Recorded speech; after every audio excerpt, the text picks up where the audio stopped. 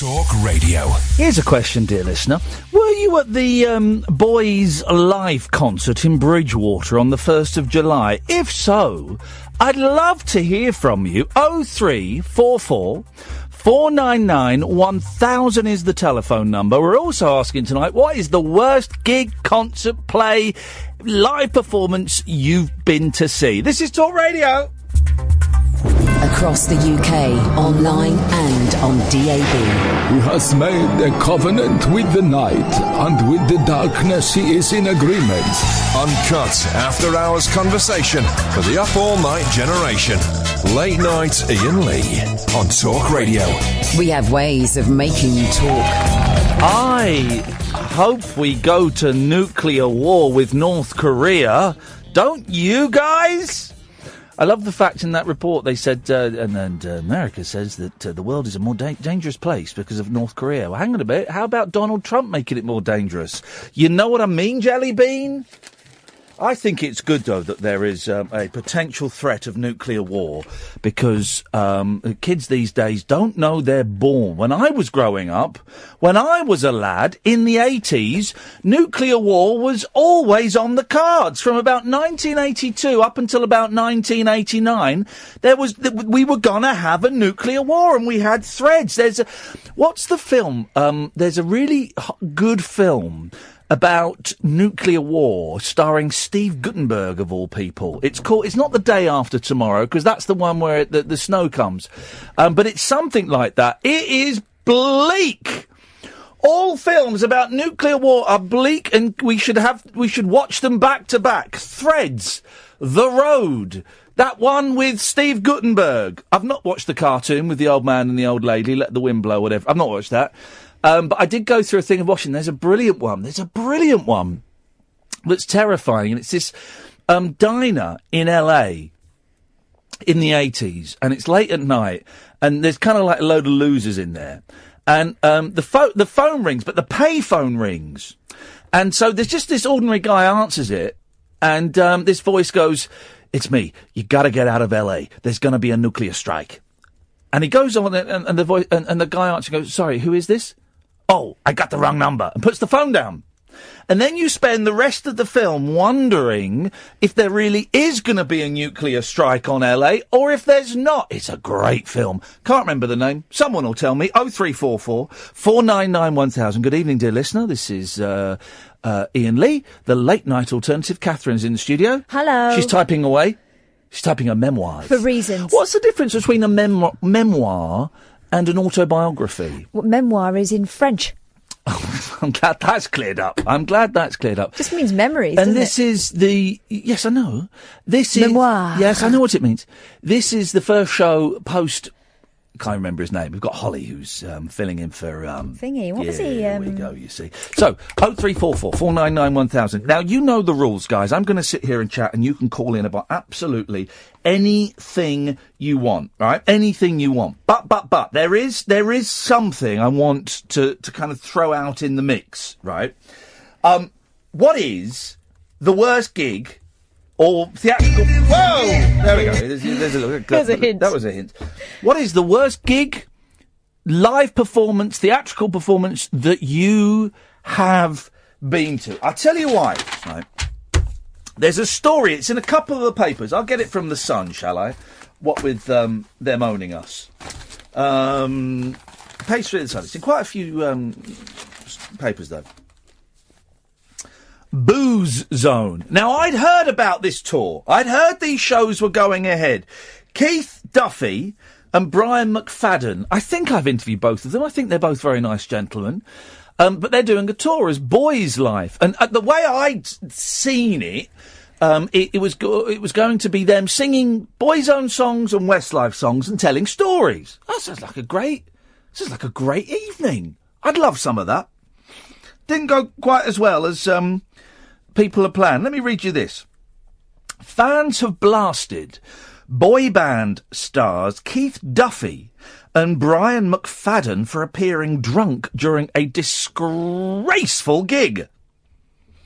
Former Boyzone singer Keith, 42, I have interviewed him. An ex-Westlife mate, Brian, 37, I don't know if I have, were performing as Boyzlife, but walked off after 35 minutes. 35 minutes. If you come and see me doing a live show, you're going to get... The first half is at the very least, if I'm feeling tired and run down, 45 minutes. That's the first half. If I'm on form, you're getting over an hour per half. The whole show lasted 35 minutes.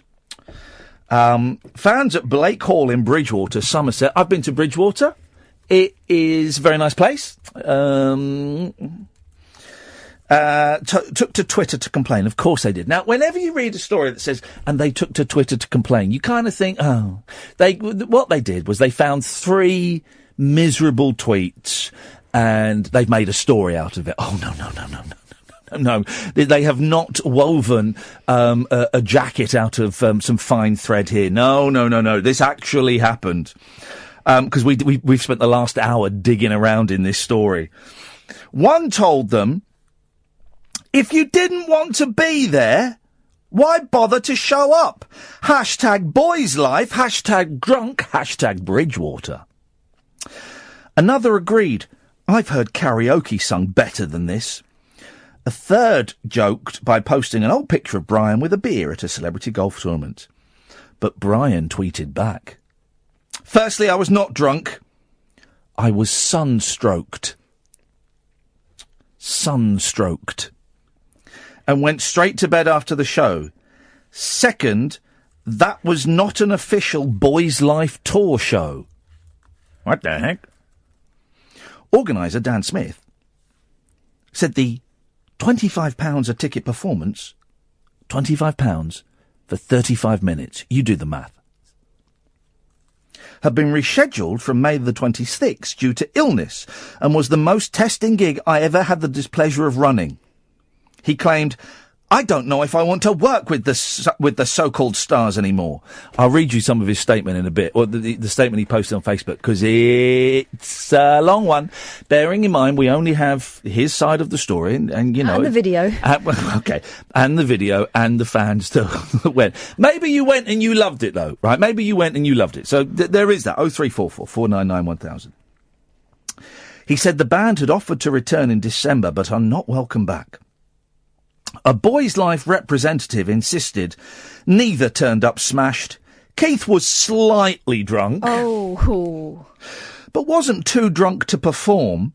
But Brian didn't drink at all. He was dehydrated and had a headache. Well, of course, he was sunstroked. We know that, don't we? They left the stage early. This is great.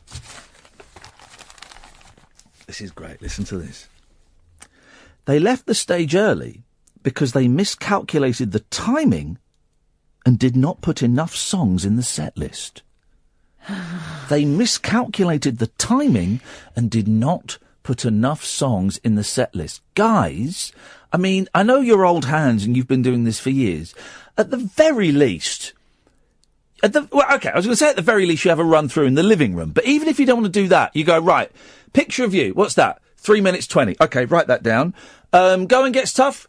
That's 3 minutes. So we've got 6 minutes 20. Okay, we've got to get it up to an hour. Okay, we've got a little bit of patter in there. That's about 8 minutes. You do the maths. Yeah. You just look on the iTunes and see how long the playlist is. I think one of them went, yeah, 2 more songs should be right. Hey, that's racist. No? This is what they sounded like. This is was posted by one of the people who went. You can hear Kath tapping away. She's communicating with people who went to the concert, trying to persuade them to come on to talk about it. But the thing is, yeah, the fans are fierce, yeah, and these people who've spoken out fear repercussions. Oh, they've had abuse. Yeah, they've had abuse because they've dared question the emperors. And we're talking about grown women. Here we go.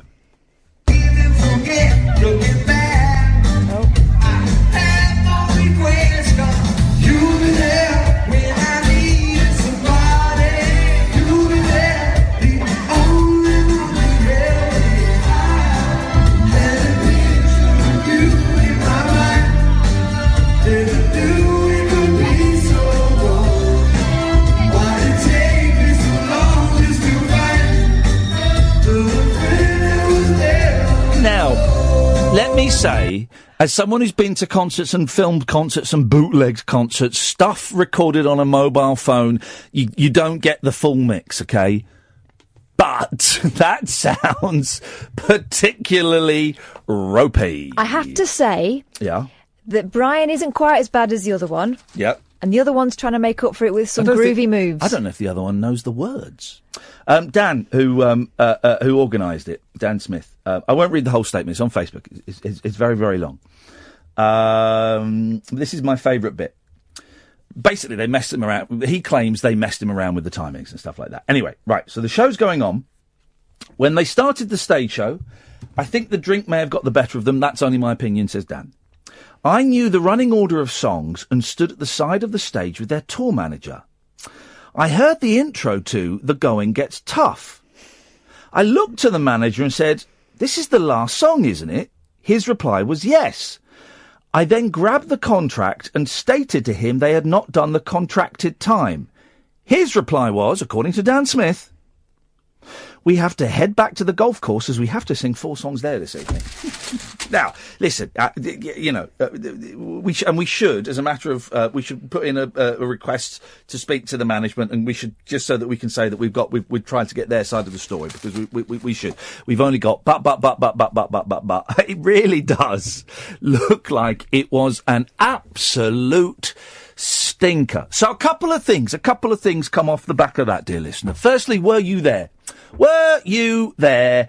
Did you see it? Bridgewater, July the 1st, Blake Hall, maybe you were. If you want to come on under an assumed name, we can do that. We can definitely do that. You want to lie about your name? Of course you can.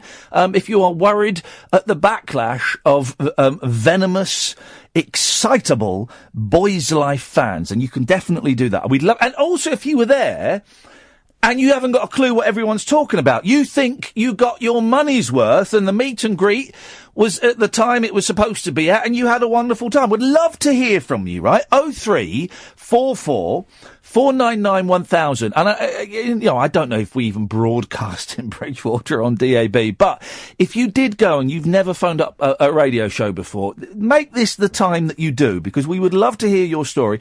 Whatever the story is, good or bad, right? I want to hear it. I'm not one of those hosts that's gonna tear you a new one if you phone in with something I disagree with. So 0344 499 1000. And we'll talk about that. The other thing that it kind of lends itself to, that perhaps you might have something to say on the matter, what is the worst show you have ever been to? Be it a live concert, be it a play, be it, I don't know what other live shows there are. Live concert, play, that's it, isn't it? A sporting event. Maybe you went to a sporting event and it got cancelled. I don't know. Whatever it was, whatever you went to, the worst show that you've ever been to, please, dear listener, I would love to hear your stories. Of course, you don't have to call in about that. I can see Alan Caddick on this switchboard. He won't have called in about that because he's not listening. You can call in about absolutely anything you want. Maybe you want to talk about the apocalypse that is perhaps a little bit closer this evening than it was 24 hours ago. 0344 499 1000 is the telephone number. You're listening to the Late Night Alternative with me, Iain Lee, on Talk Radio. Late Night Iain Lee. Unfiltered night talk with the original king of unconventional conversation on Talk Radio. We have ways of making you talk. 0344 499 1000 is the telephone number if you want to give us a call. Alan Caddick has dialed that number. Good evening, Alan. Hip, hip, hip, Iain. Hip, hip, hip. Alan. Hip, hip, hip, calf. She has gone to get me a drink. What, taking over Ed's job? Hip, hip, hip. Alan, I'm Catherine Boyan. Hip, hip, hip. No, Kath does it better. Oh, okay. He's taking over Ed's job. Who? He's regenerated into a woman. Oh, yes. Yeah, but lovely Holly answered the phone. There we go. Well done, you see. That's good. Could Doctor Who be a woman, do you think? Well, anything's possible in the mind of Chris Chibnall. Anything is possible. I do, listen, and I do hesitate about suggesting the Doctor could be a woman. I do. It has been talked about many a time, but they've never taken it up on it. It has. Being a Whovian like myself. Oh, look, someone's just tweeted me a gif of Perry from Doctor Who, who I had a massive crush on. Nicola Bryant. There we go, you see. Well done, you, sir. I'm a Whovian. I'm going to be honest, Alan. The clip we played of Keith Duffy and the guy from Boyzone... Brian McFadden. That's the fella. Singing. It sounded like you on a karaoke night. Well, it sounded worse than me on a karaoke. No. It sounded the same as you on a karaoke. Well, I'm retired from karaoke now. Now, when you say retired, do you mean band? No, retired. Why? Oh, my heart wasn't in the singing anymore. Oh, really? Well, that's the same reason Frank Sinatra quit, and then he just kept coming back. I'm not going to do a Sinatra. Why'd your heart not in it, man? Oh, I felt that there's a time when the pub needs to stay full and not empty all the time.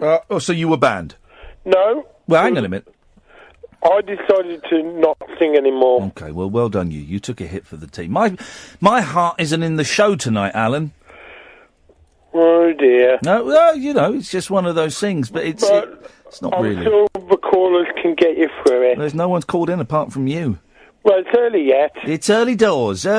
Could you say something inspirational, Alan, to get the people pumped up so they'll call in? Guys, it's Wednesday night. I know it's the middle of the week, but Ian needs your calls. Dial him 0344 0044 if you're international. Yes. 499 1000.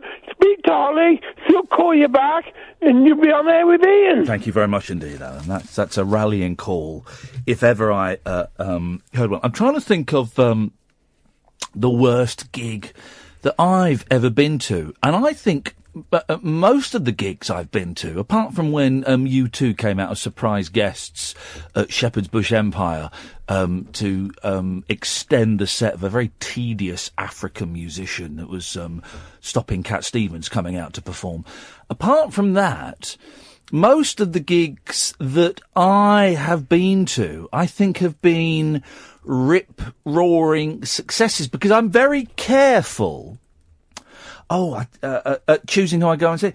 I played the other day. I played the Acapulco version of God Only Knows. Yeah. Just the voices. It's beautiful. Well, Mike Love, lead singer of the Beach Boys, a man I've got a lot of time for. We had him on the show. I embarrassed him by talking about oral sex. You could hear him blushing on the show. He has released a new version for the 4th of July of the Beach Boys classic, Do It Again. Now, I've not heard it yet. Shall I buy it and we'll play it? I think I know which way it's going to go. I've just got a feeling I know which way it's going to go. How much is it? It won't be more than 99p. Well, look, I'm willing to give you 50p. All right, hang on a minute. Let's go to the store. Do it again, Mike Love. Let's see what comes up. Here we go. 99p. I am buying it now. Do we have a caller then, or did they've gone away? They bottled it. Okay, fine. Hang on a minute. Oh, dearie me. I don't know what's going on. I don't understand computers. I really don't understand computers. Hang on a minute. Songs. I don't want that. Here we go. Right. What's this? And so the girls go, Hey, what's going on? That's not it. What the heck? That was Herman Dune. I don't know how he got there. Here we go. It's not downloading for some reason. Oh, man alive. If anyone knows how to work a computer, 0344 499 1000 is the telephone number. Let me see if I can purchase that song again. Hang on a second. Oh, stop syncing my bloody phone, for crying out loud. Do it again, Mike Love. Let's have a listen. When this finishes, it will be in your library. I rode home on the scooter last night. Yeah. Flipping it, man. It was such a promising start, though. You looked so jolly as you drove off. Flipping it. It was the most I'll tell you in a minute. It was the most terrifying thing I've ever experienced in my life. Yes, Gatford! Yeah, you're talking about gigs that weren't very good. Yes. Yeah, just steady, because I've got a feeling like this is going to go to a joke about me, Gatford. If you've I want you to think long and hard, right? If you have just phoned up to make a joke about me, right? Then I would like you to put the phone down, okay? If it's not about me, beautiful. I'd love to hear your contribution. If it's just a pop at me, then let's just save everyone the embarrassment. You can just put the phone down. Okay, cheers. Oh, what? Oh. Here we go. This is Mike Love and his 2017 reinterpretation of the 1968 Beach Boys hit, Do It Again. Oh. Oh, it's all right. Oh, no.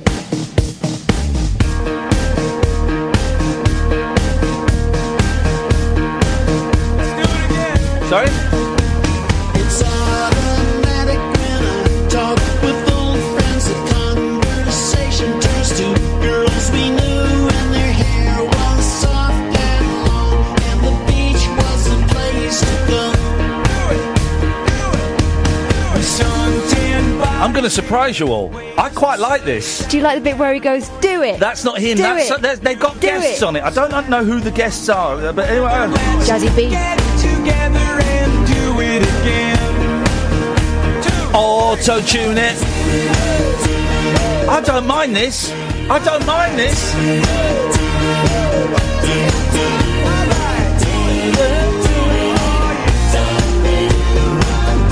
Oh, this was well worth 99 pence. This is great. With a girl alone, Robot Mike Love. with no light. It makes your night times warm and out of sight. I don't mind that. I mean, it's a bit soppy. Here's the thing. That's not the worst song they've done. That's not the worst song they've done by a long, long way. By a long, long way. Are you referring to that disco one, Nick? No, the disco song's brilliant. I love the disco. Here comes tonight. How long is the intro to that? Oh, well, the whole song's 13 minutes. The whole song is 13 minutes. Though they've done worse. They've done worse than that. I'm trying to find. Didn't they do a rap version or something? Yeah. They did. What album was it on? It was on their worst-selling album. It sold about 9,000 copies, and that's not Summer in Paradise. Let's have a. That's a stinky album, but let's see what we can find. Guys, just indulge me because no one's calling in. Well, Katia is, but it doesn't really count as a call. This. Here we go. This. Here we go. Listen to this.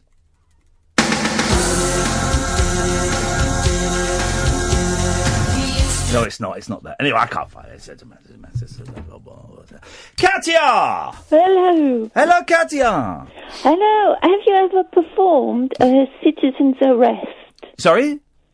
Have you? That's a topic that I'm giving you for tonight. What? I don't need topics. Oh, sorry about that. I need oomph.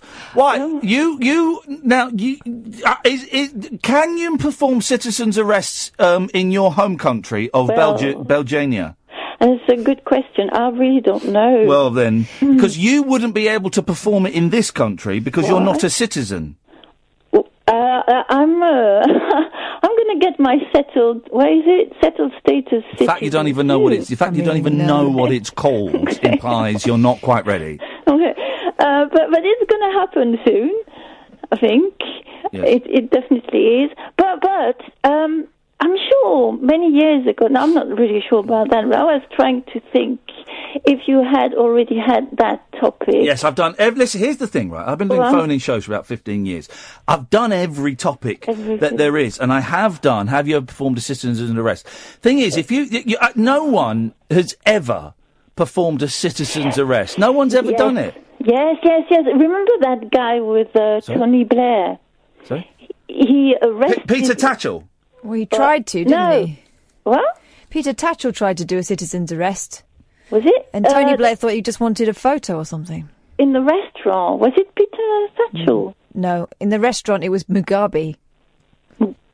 Pardon? Hello? Yeah. Hello? Hello? No, I think Katia, and it's very rarely I come down on Katia's side. Yeah. But I think another gentleman, an older gentleman, tried to perform a citizen's arrest on Tony Blair as well. I think that's happened, didn't it? Great. I mean, it's a great phone-in. It's a really great story that I've had to tell. I've had to do all the work in this call. Katia, what's the difference between an autobiography and a memoir? A memoir? A memoir. Well, that's just if you want to be really fancy and impress your friend, you say, I think a memoir is political. I think if a politician writes their autobiography, it's their memoirs, and I think that if other people, if like movie stars or pop stars or something, it's an autobiography. I think that's it. If I was on a pub quiz and I had to define the difference, that's the answer I'd go for. Here's what I think, and seriously, this is what I think. Yeah. Memoir, you can make it up a bit because you just say, well, that's how I remember it. You're just being no, because that's how I remember it. Just being facile. Just being facile. Don't use my word against me. You're being facile. Isn't she, Katia? Oh, Eden. Sorry? Did you hear that? What was that? That's my cat. Well, you tread on it? No, not at all. But he's having these problems with his tummy. We went to the vet, and he makes these really strange noises. Probably is he pregnant? No, he's an old man. Okay, maybe he's dying. Maybe he's got, I don't want to say it. Maybe he's got tumours. No, oh non. It's possible. Il vient de faire ce bruit-là, je sais pas pourquoi. En anglais. Just because Roger was a little bit alarmed by the noise as well. Well, Roger needs to grow a pair. Roger needs to grow a pair, Katia. No, but seriously, so... Yeah. 0344 499 1000 is the telephone number. If you want to give us a call, you're more than welcome to. CJ, Craig, Adam and Andrew, I can see you all there. This is the Late Night Alternative with me, Iain Lee, on Talk Radio. Late night conversation worth losing sleep over. Iain Lee. On air and off the leash. On Talk Radio.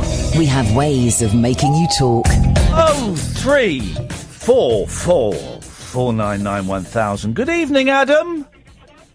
Good evening, Ian. How are you? You don't want to know. No, go on. You don't want to know.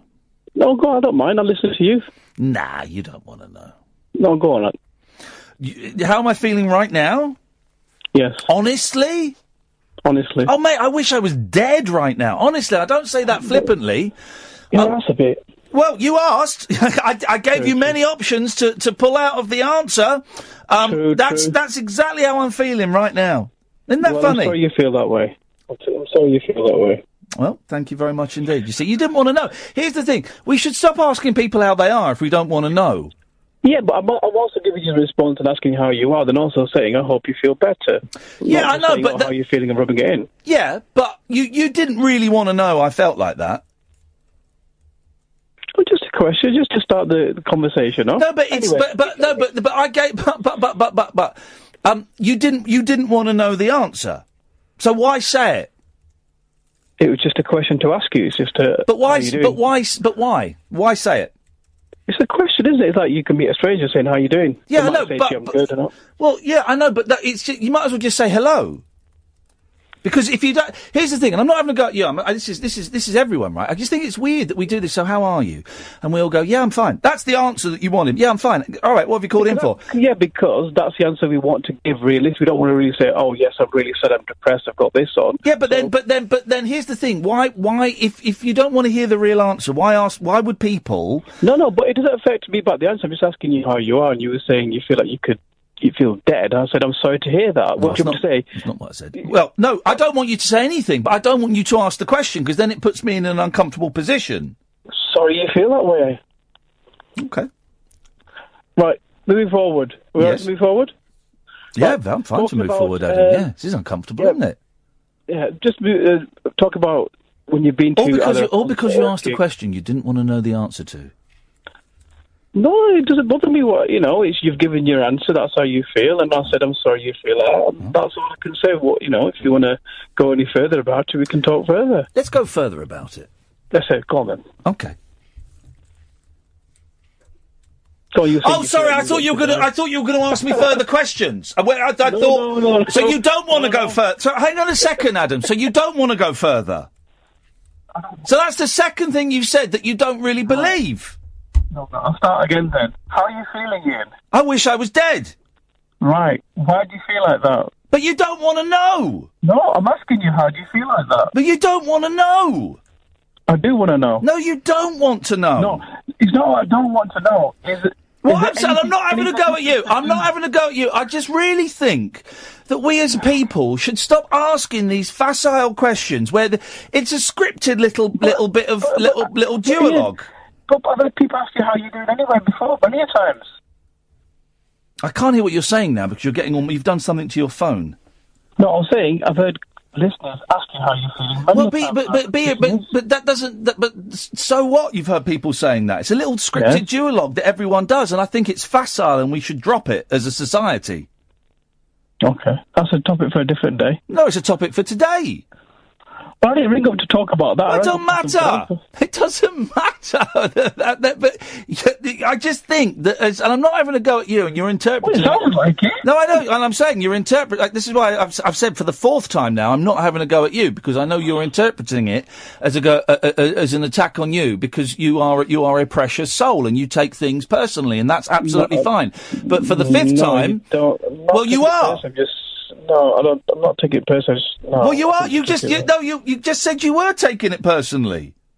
No, what I meant to say is I'm not taking it personally. It's not going to affect me. I'm just asking you a question. No, but you just said it sounds like sounds like an attack on you. Not attack, but not taking it personally as well. Hang on a minute. But the very fact you've described it as an attack on you means you are taking it personally. No, despite the fact me saying 4 times, I'm not aiming this at you. I'm aiming this at society in general. Right. Okay. So you don't want anybody to ask you how you're doing? I don't want anybody to ask anybody how they're doing. Unless they want to know the answer. I think it's a really lazy bit of scripted duologue that we act out every day. But when you're saying you want to know the answer, that answer will, again, depending on what the individual says, it's up to you how you take When I say to someone, how are you? I don't want to... Yeah, I'm fine. Okay, so what we came here to talk about is... I don't want that. I want to know how... On the rare times I say that, I want to know how that person is. But, okay, I agree with you in that. But what if they say, like you just said, you're feeling like dead, you feel like you were dead? No, I didn't say what that. Do you want, okay, on the terms of... what do you want the individuals to do then? Whatever you say, that's what my question is to you then. Well, to respond to it, if they've asked the question and they want to know the answer, then someone gives them the answer, then I would like them to respond to it in a way that is natural to them. But that's what you said to you, and my natural response to that answer was, I'm sorry you feel like that. Yeah. That was my natural response to it. Yeah. So if that's my natural response, then your response from mine would be, okay, you might want to then divulge. No. Don't tell me what my response will be. But I'll give you my natural response. I'm sorry you feel like that. Okay, and that's fine. But you didn't want to know the answer. And people, let me generalise it again so you don't feel it's an attack on you because it isn't. People don't want to know the answer when they ask the question. We shouldn't waste our language and waste our words. We should only say what we mean and ask what we want to know the answer to. But I'll keep listening then, and if another listener ever asks you, I'll keep an eye on that sort of question that you're saying about asking how you are. Because most people ask how you are. It's just a generalised conversation. Like saying, I know. I've explained it. Yeah, it's a little scripted duologue that we have, and I just think it's a waste of words. Okay, but that's your opinion. No, well, it is. That's your opinion. Yeah, okay. And now, see, isn't that interesting? Because now you're getting a tone in your voice. No, because I think that's your opinion. Yeah. Like you said, that's your opinion. Yeah. I think that people... No, all right, let me rephrase that. You can't say people. No, Adam, I'm rephrasing that. If you listen, see, I think about what I say. I don't just blurt stuff out. I think about what I say, and when I make a mistake, I retract it as quickly as I realise it. Right. I, as a human being, do my best to only say what I mean and ask questions that I want to know the answer to. Yeah, that's what you're saying, but you then said... Don't tell me what I'm saying, because I've just told you what I'm saying. What your previous comment was that we shouldn't, as a society, ask those questions. So you're saying Did not say that at all. And this is another thing, Adam. People, and I will generalise now, people need to listen, because that's not what I said.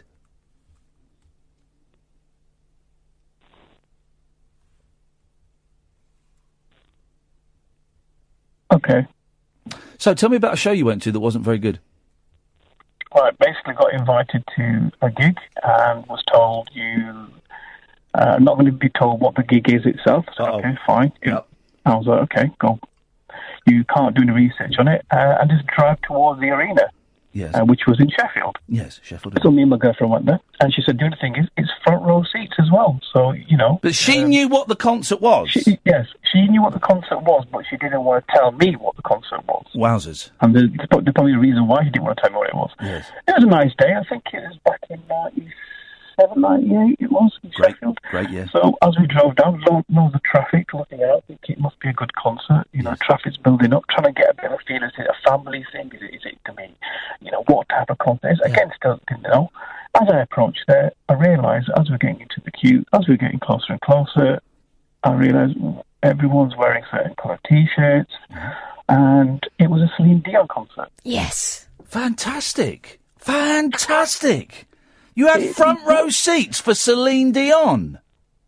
Yes. That is amazing. She's in some of the papers today looking absolutely incredible. Where is she?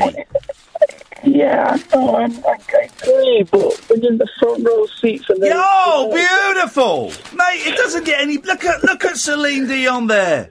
She's been posing nude as well. Oh, has she? What a stunning woman. Oh, she is. There she is. What a Mate, I'm envious of you, Adam. Lee, you can't say that. The story changes. Go on then. What I'm saying, as the concert started, it was very, very hot. Yes. I didn't even get time to go get a drink. She actually came down into the audience and she started putting the mic out to the song. Oh, here we go. Yes. And then obviously she went towards me, and I didn't know the words to the songs, did I? Yep. And she looked at me in a way as if like, well, what are you doing here? Why are you here then, sort of thing? Wow, and she moved on to the next person. Wow, beautiful. Mate, but for the other 11,999 people in the arena, that would have been magical.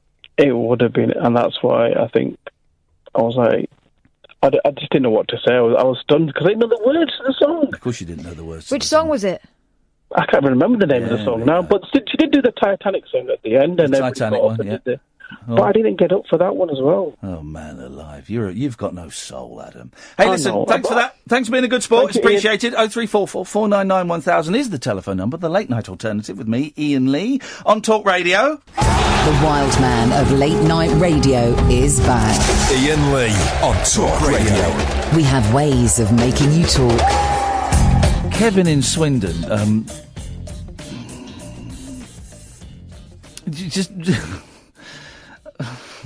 he writes text and he calls me E, as in the letter E. I don't mind people saying it to me. All right, E, I don't mind it, but seeing it written down, Is it just one E or two? One E. Catherine, look after E. Time to step in. This is painful to listen to, he says. Here we go. This is Mal's got it. I wasn't having to go at, was it Adam? Yes. I wasn't having to go at him at all. It just struck a chord. And Mal gets it.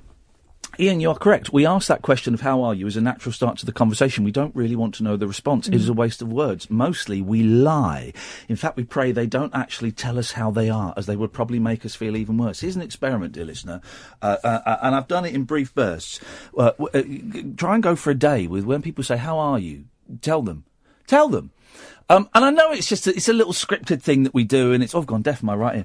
I know it's a scripted little thing that we do, and the answer is, yeah, I'm fine, how you doing? The kids are all right? Great. Anyway, so the reason I wanted to meet today is that, right?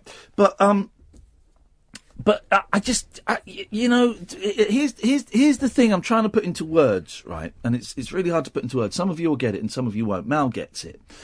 But when... I'm really not feeling very well today, right? Really not feeling very well. The last couple of days, not been feeling well. And when your kind of soul is screaming for someone to just put their arm round you and put a blanket round you and say, come and sit down here, let's watch telly, and you know what I mean? That. When someone says, how are you? It's really hard to put into words. It rises up, you want to say, I'm terrible. I'm really terrible. Honestly, I've been having nightmares about my mum, and I couldn't get out of bed today, and I just wanted to cry all day, and I've not seen the kids all day, and I just feel you want to say that. Yeah. But you can't. You go, yeah, I'm all right. Yeah, busy, but mustn't grumble. But is there also a part of you that dreads people asking you that question in case you answer them honestly, because it feels like you are kind of just trying to push through it? We've had Gatford. Yeah. Didn't you do this at work once? Gatford's a regular caller. He called up earlier on and was rude about me. Didn't you do this at work once when I think it was a lady asked how you were and you told her? And it's that thing. It's a direct question, but no one wants to know the answer. And to give the honest answer is to break social convention. Now, social convention, when they are broken, and it can be something as minor as someone saying, how are you? I'm fantasising about killing my mum, whatever it may be. I feel terrible. Or it can be, dropping your trousers on a train and doing a dump, right? And anything in between. When we break social conventions, people panic. People panic and they don't know how to, because it makes them uncomfortable, it makes them nervous. They don't know, it's like you're on stage in a play and someone's gone off script and you're thinking, how do I get this back to the script? How do I get this back to the script? And honestly, that's what I heard with Adam, that he thought he wanted to know, because you gave him about 4 get-outs. But then he didn't know what to do with it when he got it. And had he said... And that's fine, and that's quite natural. And had he said, actually, no, I don't want to know. Beautiful, fine. And he was a good sport, and I thanked him at the end of that, and rightfully so, because I did give him a little bit of a tongue lashing, just because it was him that asked it at that precise moment in time. But it wasn't aimed at him, it was aimed at all of you guys. It was aimed at society in general. I've noticed something. I think it's quite a southern thing. Yes. That, all right. That's all right at the back? Instead of hello. Yes. You're right. How are you? That thing. It's not actually a question. It's a greeting. Here's the thing. Here's a question. And CJ and Andrew and Craig, I will come to you. I promise. And I won't. I'm not going to give everyone a hard time, honestly. But I might. When was the last time you said to someone, "How are you"? No, really, how are you? When was the last time you actually said it and wanted to know the answer, good or bad, big or small, whatever? When was the last time? I just don't know, guys. I just don't know. Andrew! Oh, hi, Ian. Sorry? All I heard there was honk, honk, honk. Yeah, it doesn't run together, the hi, Ian. There's too many I's in there. Hi, Ian. Well, as long as you don't keep calling me Lee. Loads of people have started calling me Lee recently. Oh, no. Goodness sakes. So can I ask you another social question that has no answer and I've never understood in my entire life? Go on, Andrew. How do you do? Yes, what does that even mean? How do you do? Do you know the answer to that? Yes. Is how do you do? It's not, you don't answer it. What do you mean? The etiquette is, if someone says how do you do, you respond, how do you do? Then what do they say? How do you do? That's the end of the exchange. But how do you do what? Life. Exactly. How you doing? Wagwan. Why? So it's wagwan. How do you do? How? But the words don't make sense. How do you do? Do what? Do it. That's a tough one. How you doing? That is a tough one, isn't it? How do you do? Yeah, that's a tough one, Andrew. That's like that thing about that you pay for a meal and you give him 30 quid and he puts a quid in his pocket and then you get a quid each back and you've got 9 quid, whereas somehow a pound has gone missing. But I can never, you know that puzzle, Catherine, about that. You buy a meal and it's whatever, right? But I get, do you know the puzzle I'm talking about, Andrew? Well, there's the other one about the 3 clowns where they all owe some money. Yes. Because whenever that one's told to me, I work it out instantly, and then I can't see why it's a puzzle. But then I lose it, and then I get my head explodes. I don't think I know it. Can you do it, Andrew? Well, it's something like if a pound. It was such a long time ago. If something and a rather cost a pound and a penny, how much does the thing cost? Or something like that. Hang on a minute. Why have you introduced a penny into... This is the way I remember it, right? So three people go and buy a meal, right? And the meal comes to... Oh, this is the important bit, and this is the bit I don't remember. The meal comes to £27, I think... If you're listening to this and I'm getting this wildly wrong, 0344 499 1000. Because if I get this bit wrong, then the rest of it don't work. So the meal comes to £27, right?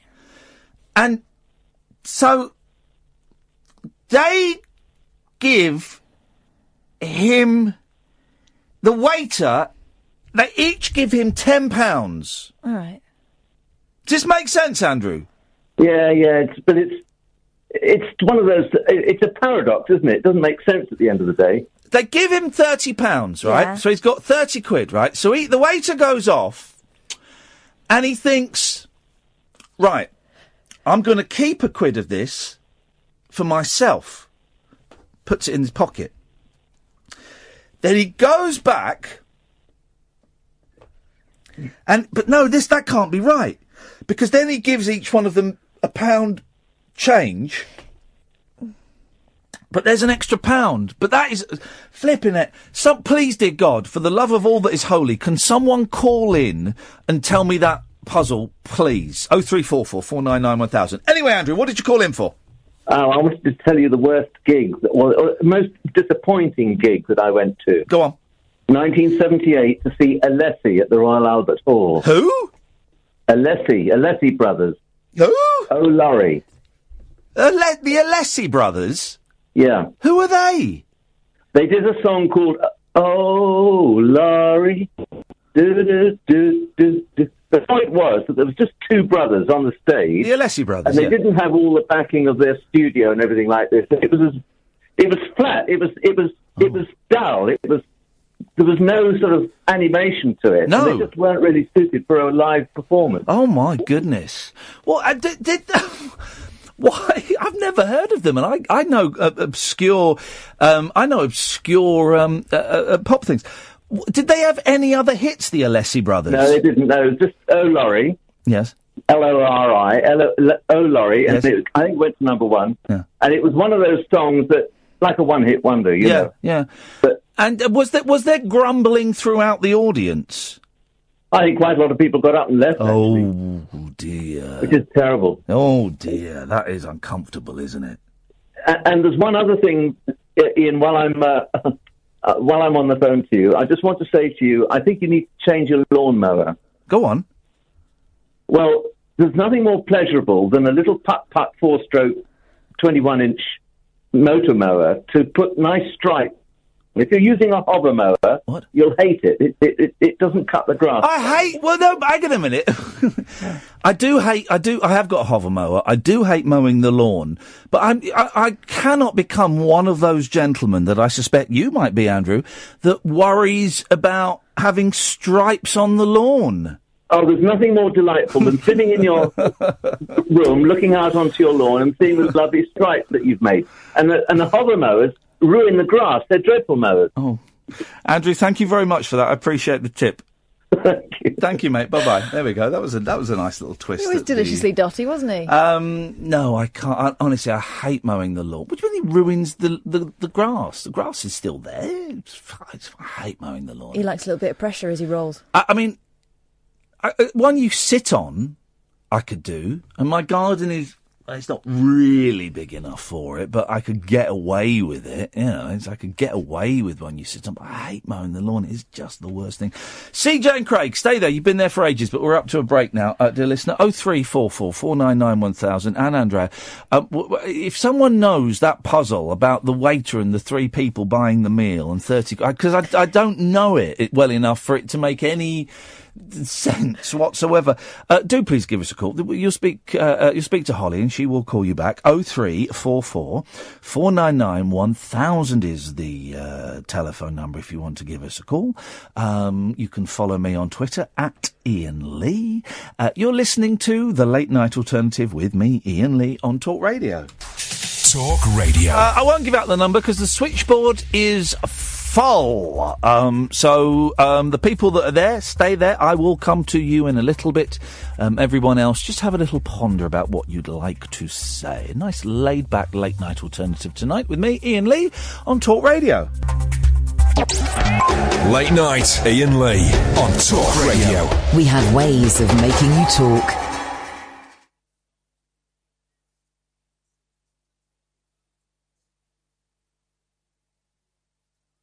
I'd like to stay in love with you. Oh, I know this song. Do you remember this? Listen to the chorus. You'll know the chorus. This is the Alessi Brothers. This is nice. Bum,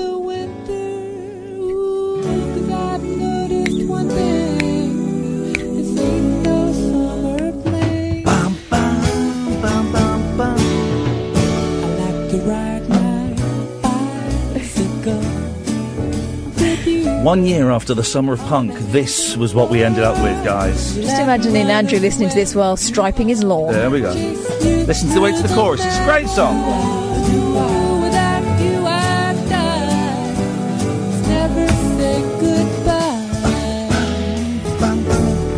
Here we go.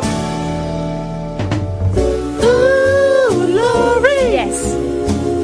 You bring us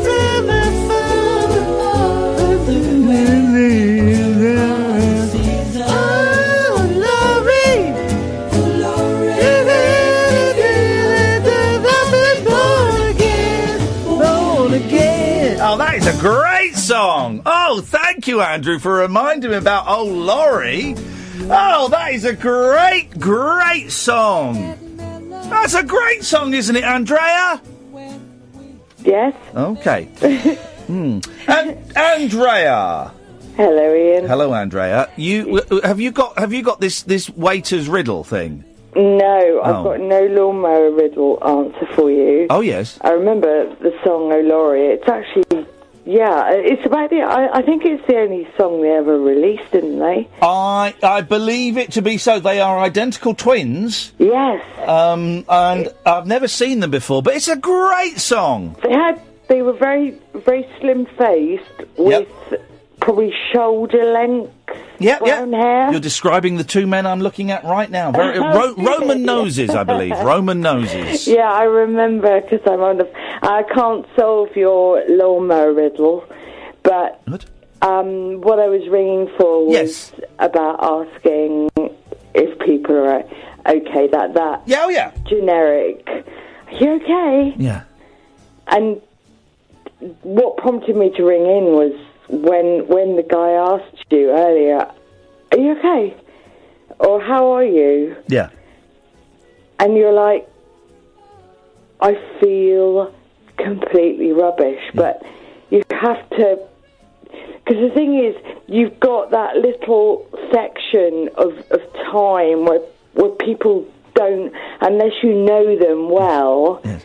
They don't want to know. No one wants to know. What you say is, I'm great. Yeah, thanks. Yeah, and mustn't grumble. No, mustn't grumble. Move on. Yeah, and I mean, like, I'm just looking at a fly buzzing around my kitchen at the moment. It's really irritating. But by the by, But no, I'm feeling really. I mean, hang on a second, Andrea. Yeah. I'm going to ask you a question. Oh, please do. How are you, Andrea? Probably similar to what you're feeling at the moment. I feel like my soul is just on a heap in the floor. Just rubbish. And that's what I couldn't tell anyone. No one wants to hear in that little section of time that you have. No one wants to hear, oh, how are you? Actually, I'm feeling so rubbish, I want to die. And that's the problem. Today, I mean, I've had not a bad day. I've got, it's a bit difficult. I've got someone doing my bathroom. I'm having a bathroom refurb, and it's being done by a good friend of mine. And then he said, can my daughter come over? And she's like 3, and I just thought, okay, build yourself up. Yeah, you can do it. And you're good with kids. You can do it. And we actually had the most lovely time. But he knows me. He knows me well. And I can say, look, you know, I can't always do this, because he said to me, is it okay if you know? And he trusted me with her, because they're very, very protective, and they don't let many people outside of their family look after any of their kids. They've got 2 very young children, and it was a joy to go over to their house, pick her up, walk her to the shop, let her pick what she wanted, check with Mum first to see what was okay, you know, that she could choose, and we walked together and we chatted, and it was really nice. But inside I'm dying, man. I'm dying. And it's horrible. And I mean, I made the best of it, but it was just when that guy asked you, he just like said, it's like that throwaway comment that people don't get unless, you know, normally people say, oh, how are you? Oh, yeah, fine, good. And most people are. Or maybe they're not. Maybe they're not. You always do that nodding, that, yeah, I'm good, thanks. Man, I'm dying. I am genuinely really sorry to hear that you're feeling that way. Yeah, but you're feeling the same way. And I get that too. It's tough, isn't it? It's really tough. Yeah, it's rubbish. But, you know, there's little tiny bits. I'm not a parent, and I get what... There were little bits this evening when I've got a swing on my balcony, a chair swing, and we were swinging, she's talking. She's not very good at talking, and she's not the most confident of children. And we had the most lovely sort of hour together, and it was just lovely. But it took a lot out of me. And when the guy asked you, how are you? In that way that you're expecting the response of, yeah, I'm fine. Yeah, I'm not fine, you know. But it's okay. I deal with it. I mean, I've spoken to you before, and that was the only reason that prompted me to call. You know, sometimes people can't. It's not appropriate because we're all busy, we're all doing stuff. You know, the worst thing would be if I asked someone if they're fine. I'd probably be okay with it, and they said, no, I'm rubbish, I'm falling to bits. But I gauge most people, and they're actually ready to hear it. Andrea, I wonder if more people are falling to bits, as you say, They which is are. a brilliant... They are. Yeah, They than are. we think they are. I think there might be. I think that I don't know what affects a change. And that's the only reason. I mean, as I say, I've spoken to you on a few times, but it was just that thing that he didn't see. It was almost like the minute, you know, sometimes when you say something, you want to take that bubble of words and stuff it right back in your mouth because you think, oh, you know. But I don't think he got it. Well, no, and I don't want to make it about him because it wasn't about him. It was about people saying that in general. Because that's just... How much more work have you got to have done on your bathroom? Oh, he's going to be here for a couple of days, but he's a good enough friend that, I would never, ever, you know, have... No, but and it's something that I haven't had the bathroom done for, I know what it's like, though, when you're getting a room done in the house, particularly a vital room like a bathroom or a kitchen. It's just, everything feels unsettled. You can't even pee without saying to... Sorry, can I have the bathroom for 5 minutes? In fact, a bucket. Oh, no! It has to be. Oh, Andrea, in a bucket! Like you're in prison. Also, I was going to say, getting a friend to do work on your house, you better be sure that you're good friends, because I've had friends do things to my house and they've not done it quite right, and it brings a whole other level of diplomacy, doesn't it? And he is probably my closest friend, and he just knows, and he just says, right, I'll be here tomorrow morning. He says, is 10 o'clock okay? Good. And I said, yeah, that's absolutely fine. It doesn't matter. I've got everything here that he can do it. He can just get on with it. I'll do whatever, you know. And it does take the pressure off, because I couldn't have anybody that didn't know me doing it. But Andrea, all right, listen, I hope it gets sorted soon. I hope you don't have to continue using the bucket. And thank you for calling in. I appreciate you sharing that with us. Thank you. Guy. Take care. Bye. There we go. That was nice, wasn't it? You see? I knew there was a purpose why we had that conversation, and I don't want to make it about Adam, because that's unfair, and it wasn't, and he just kind of got the brunt of it, but it's about... It's standard. Everyone. Let's go to Jerry. Evening, Jerry. Hello. Hey, Jerry. How are you doing? People ask me how I'm doing. You can't understand what I'm saying. I just so regret it. But mentally I'm strong, but physically I'm not, the body's not so good. It's two different levels. Do you know what I mean? I'm struggling to understand you tonight, Jerry. Two different levels. The what levels? Mental and physical. Mental and physical. Mentally I'm okay. Well, physically I'm not very good. Yes. And people, I always answer same crap. Not doing too well today, as you can tell. Because hot weather's got to me. It's been proper hot today. It got to me. I tell you one thing that annoys me, when people on the radio asking to do interviews, and they ask a question, you can tell they're not interested in the answer. They just shuffle papers, and you can tell by you can tell by the answers they aren't interested. They must like, you can tell. I think. Yeah, people don't want to know the answer. Yes, that's an interesting question to you. And these days long interviews, you hear them on especially magazine programmes. They just don't listen. They think the next question already. They don't listen to the answers. Not very good listeners. Sorry, don't be hot today.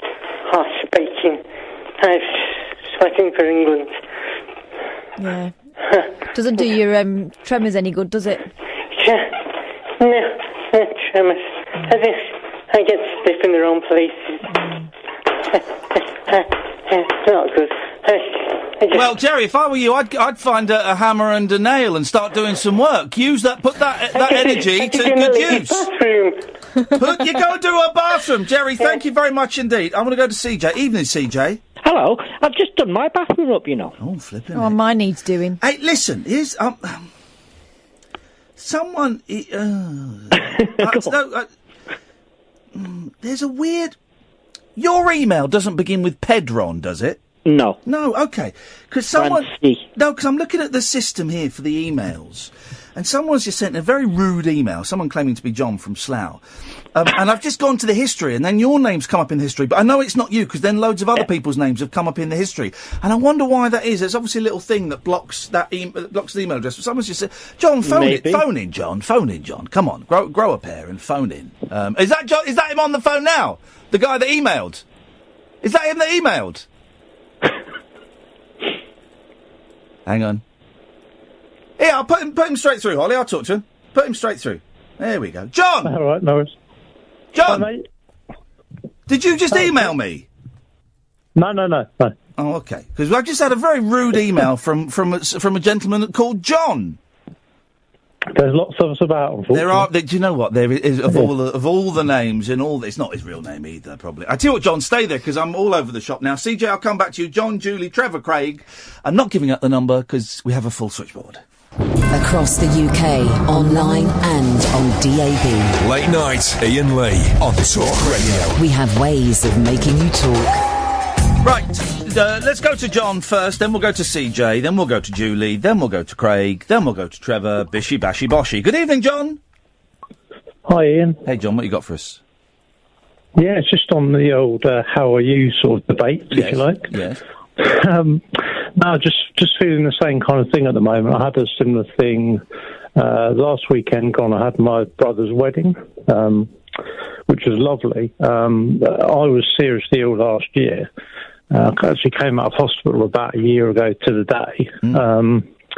I saw a lot of people there that I hadn't seen, but some of them knew about it, some of them didn't. So basically I spent probably 2/3 of the weekend with how are you, how are you feeling, what happened, all that.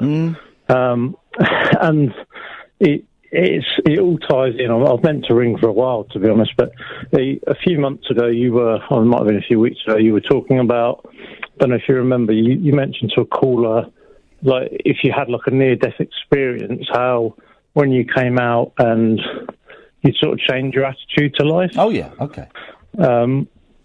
I mean, that really rang a bell with me, because I had a similar thing. I was in intensive care for 2 months and rehab ward for like 3 months after that, so I had a lot of time to think.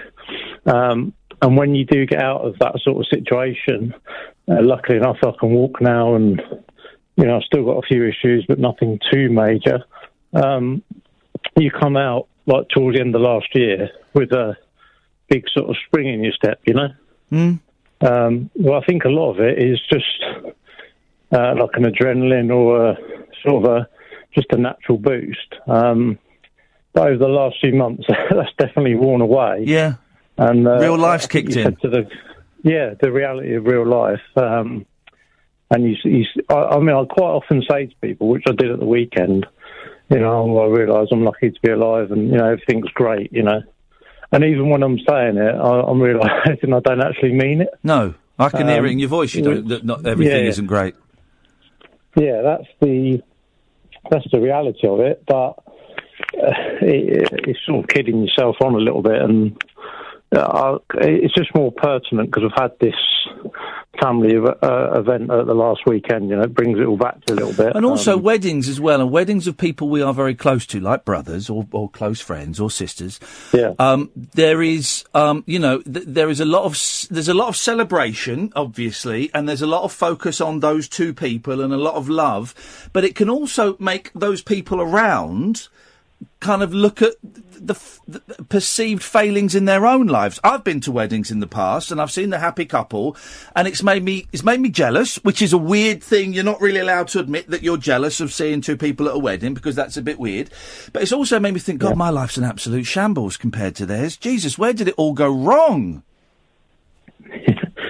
No, it brought up some other things, like I mentioned you in an email when I emailed you when I got out of hospital, because your podcast really helped. I hadn't actually, to be honest, I'm a bit of a radio geek, but I hadn't heard any of your stuff until I was in hospital. So this is the only way we get to people, with people that are bedbound and are high on medication. That's the only way we can suck people into this rubbish. I did have a lot of time to kill, so yeah, there's It's that. funny, isn't it? You mentioned the coming out of hospital and seeing everything with a new glow. we have periods like that, like when kids are born, or more importantly, I think, when people die, right? When people die that are close to us, all of us, most of us, vow to make every second count. I'm going to only do things I enjoy, and the people that are around me that I don't like, I'm going to cut them out of my life and only spend time with people that love me and all that. And that lasts a week, 6 months, a year maybe, but it wears off. And the reality of life kicks in, and we forget, when my dad died, I'm going to make every second count. I'm going to make sure I'm not, and it wears off, and we forget that impetus, that, and I imagine it's similar to you coming out of hospital, that renewed vigour for life, lust for life, the sheen wears off pretty sharpish. Yeah, it's just, it brings out all these different emotions. I mean, listening to some of your stuff, and I don't want to go too personal with your mum, but my mum had MS and died a couple of years ago. Oh, man, I'm sorry to hear that. It's a crappy disease, isn't it? And with sort of made me ring tonight, you kind of half mentioned it. I don't know if you meant to, or you meant anything by it, where you said you had some nightmares about your mum today. Yeah. I've been having a lot of anxiety. I mean, I don't get that as much now. I still get visions of when she died and things like that. I mean, but I've heard you mention before, like probably a year ago now, but like again, I don't want to touch too personal, but I had a similar feeling that you may have had. Don't want to speak for you, but thinking, would she be better off not being here? Things like that. Oh no, and definitely. Yeah. And I've said this to my family. If I ever get, my great fear is to end up like she has. I mean, she's, and I've said to my family, if I get anywhere close to that, I'm out. I'm checking out of here. And my mum has had two very near-death experiences in the last 18 months, where she was gonna die, and one it was close to it, and then they fixed her. And both times I was relieved that they fixed her, and then my second thought was, actually, she would have been better off if she'd have died. Yeah, and that's me being honest. I was going to say it's a terrible thing to think. It's not actually. It's her quality of life is very, very low. Did you? You don't have to answer this, but have you ever? Has she sort of ever told you? Or is she in the position now where she can sort of tell you if she got to a certain level? Because the reason I say that, my mum did actually say to me, because my mum had it. I think probably similar to how your mum is now, like bedbound, etc., but could still communicate to a certain degree on a good day. She was lucky to stay at home, and because she had a home adapted and had living carers. But she said to me, if she ever got to the stage where she had to live in a home permanently, and she did have long respite periods in homes, basically don't do it, and tell her the hospital she wants to die, because it just wasn't her. Wow, what a conversation to have. She was only early 50s when she died, so this was like a conversation of she had it bad. When she was mid-40s, probably. Yeah. Well, my mum is 66, and she's been in the home for 10 years, and I forget, she was 55, 56 when she went in, which is no age at, I'm 11 years off that. I'm 11 years off that. And we have had the conversation once. We have had that conversation once a couple of years ago, where I said to her, have you ever thought about, killing yourself? Have you ever thought about suicide?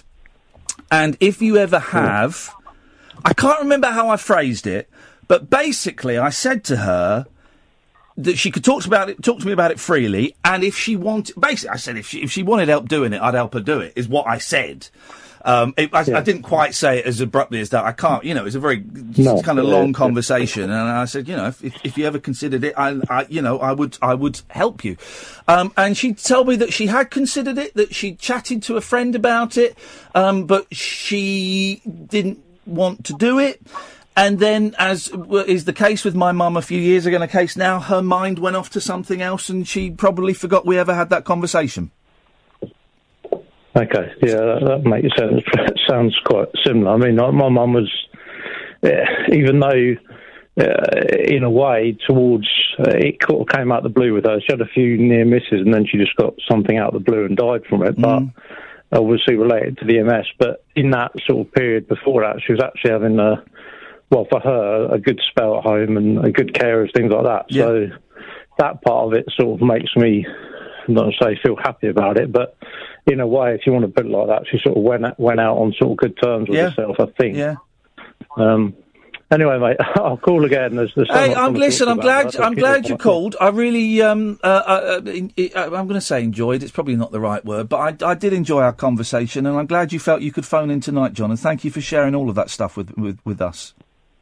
No problem. Yeah, thanks. Cheers, mate. Thank you very much indeed. Okay. There we go. What nice people we're getting calling in, isn't it? You know, lovely man. All because and it's, the MS is such a crappy disease. Mum to die early 50s though, flipping heck. I forget that Mum went into a home when she was 55, 56. No, she was younger than that because I was still going out. With Tessa when she went into a home. I don't remember. Maybe 12 years ago. So she would have been, 54. So 10 years ahead of me. So your mum's only 3 years older than mine. Yeah, it's mad, isn't it? And she's got the quality of life is nothing. She gets pleasure when the boys go. But I also know that they irritate her. You know, there's no denying it. I should probably I'll go and see her next week. CJ, you've been waiting for ages. Sorry, man. It's all right. I was enjoying it. I know. But I see you've been waiting for ages, and the phone's gone a bit mental. I dropped the phone before when I was on hold, and then I rang back saying I just dropped the bloody phone. I have to reassemble the damn thing. Well, I'm glad you've managed to fix it, CJ. That's the thing. It is. It's fixed a bit like me. Now, yes. I would like to try a magic trick. Oh, baby, yes, please. I want. You know when you listen to the radio and you ring in, and then when you re-listen to the radio and you hear the end of your conversation of yourself. I'm going to do it the opposite way around. I'm going to picture the future after this conversation. Yes. And I reckon the person that's going to call in... Yes. I'm going to concentrate on this. Hang on. Do I need to do anything? Do I need to concentrate on something? I'm really concentrating on this. Okay. Okay. The person who's going to ring in after me... Yes. Next on the call list is going to ring in about that puzzle, the money puzzle. You reckon? Yeah, I reckon. Should we put it to the test? I think we should. Julie, have you called in about the money puzzle? Yes, I have. Hey, CJ! Thank you. Flipping it's a special gift I've got. I've been doing it for years. Hang on, you waited on the phone for an hour to do that? When you get the feeling, you get the feeling. You got the feeling, and I knew. All right, well then, CJ, you stay there. Right, hang on a minute. We've got to have a break. I've missed all the breaks. Stay there, CJ. Stay there, Julie. When we get back, we're going to do the money puzzle. I can't believe you've never heard this. Well, you've explained it there, and I haven't heard it. I mean, is the question supposed to be as confusing as it is? The question, no. Right, okay. Adverts. Late night, Iain Lee on Talk Radio. We'll get you talking. There's a guy called Chris who keeps texting in. I'll give him a call in a second because his number's on there. I truly believe that society's despair is a result of our abandonment of God and faith. It's essential that we regain faith for society to survive. Chris, I'll give you a call in a second because I'll be really keen to talk about that. Right, so, CJ? Hello. Yes, Julie? Yes. Shoot. Julie? Is that your name, Julie? Yes. That's right. Could I read your mind? Can I just say, by the way, Alex, please stop emailing. I know you're obsessed with me, dude. I know you are, but please. You're emailing from all kinds of different fake accounts, and honestly, dude, I don't know what your beef is. Is it wine o'clock? Just let it go. Let it go, dude. I'm not interested. You're not my type. Okay, darling. Thank you. Right, Julie. Yes. Yes. I was going to do another trick on this, Julie. Okay, Julie. Go on then. Yes. I want you to not tell me, but I want you to think of where you live in the country, and I want you to hold that thought. Okay. Yes. Is it there? Okay. Now, I want you to think of your date of birth and the year you were born in and hold it in your head. Okay? It's in my head, yes. Is it in your head? Okay. Do you live in London? Oh. Yes. Is your date of birth February the 23rd, 1973? Oh my God, it absolutely is. Well, that's not magic. That's just stalking. That's just stalking. For goodness sakes. That's just being a weirdo. That was the power of magic. We are not Facebook That's friends the power at all. of being a pervert. We're not Facebook friends at restraining all. order. Right, stop flirting. Now, Julie, give us this thing. Okay, so here is the riddle it's called about the missing pound. You think? So, Shut up, CJ. God's sakes, man. So 3 people go to a restaurant. Yeah. And the bill comes to £30. I was spot on so far. You are. So each of the 3 people give the waiter £10. Mm-hmm. On the way to the till, the waiter realises that actually it was only £25. £25. So £25 the bill. Yeah. So he thinks, I know what I'll do. I'll pocket £2 myself and give each of the people back £1. Yeah. Okay? Now, that means that each of the people on the table have all paid £9. Right? So 3 times 9 is 27. Uh-huh. The waiter has £2. Where's the other pound? Boom shakalak. Amazing. There we go, you see. Absolutely amazing. Isn't it? Wow. It's just incredible. Blown my mind. Yeah. Catherine? Oh Well, she no, usually does blow my mind. I've been drained of blood today, so I can't possibly think for about goodness mathematics. sake, shut up. I'm a husk. Here's the thing, Julie. She went and gave blood today, and then they said she couldn't have hot drinks for 12 hours. What? And I've just had a cup of tea, and it's tipped me over the edge. That's never happened. Ian. I had someone say to me they were going to arrest Tony Blair this Ian. Yes. And it was George Galloway himself. Oh, yeah, George Galloway's going to arrest So him. he's going to citizens arrest him. Yeah, of course he will. Of course he will. You know, I'd love to see that happen. Yeah, we all know. Right, well, thanks for that. You're welcome. What's the answer? Yeah, well, that's the thing, that you've got to work it out yourself. Can't. My head's too hazy. Why would they not let you have a hot drink? This is what I don't understand. Is it because they don't want me to? They made me have water. I mean, they wouldn't They give me give you squash. tea. No, I wasn't allowed tea. But I don't understand why. The woman she said go and sit at the tea tent. It wasn't. It was a It tea has table. not been possible to connect. Chris the Christian is Kelsey Priest. not answering the phone. I went to the tea table, and Yes. there was tea there, and there was squash or water, and I was only allowed the colds. Here's the thing, right? I'm not going to mention any names, but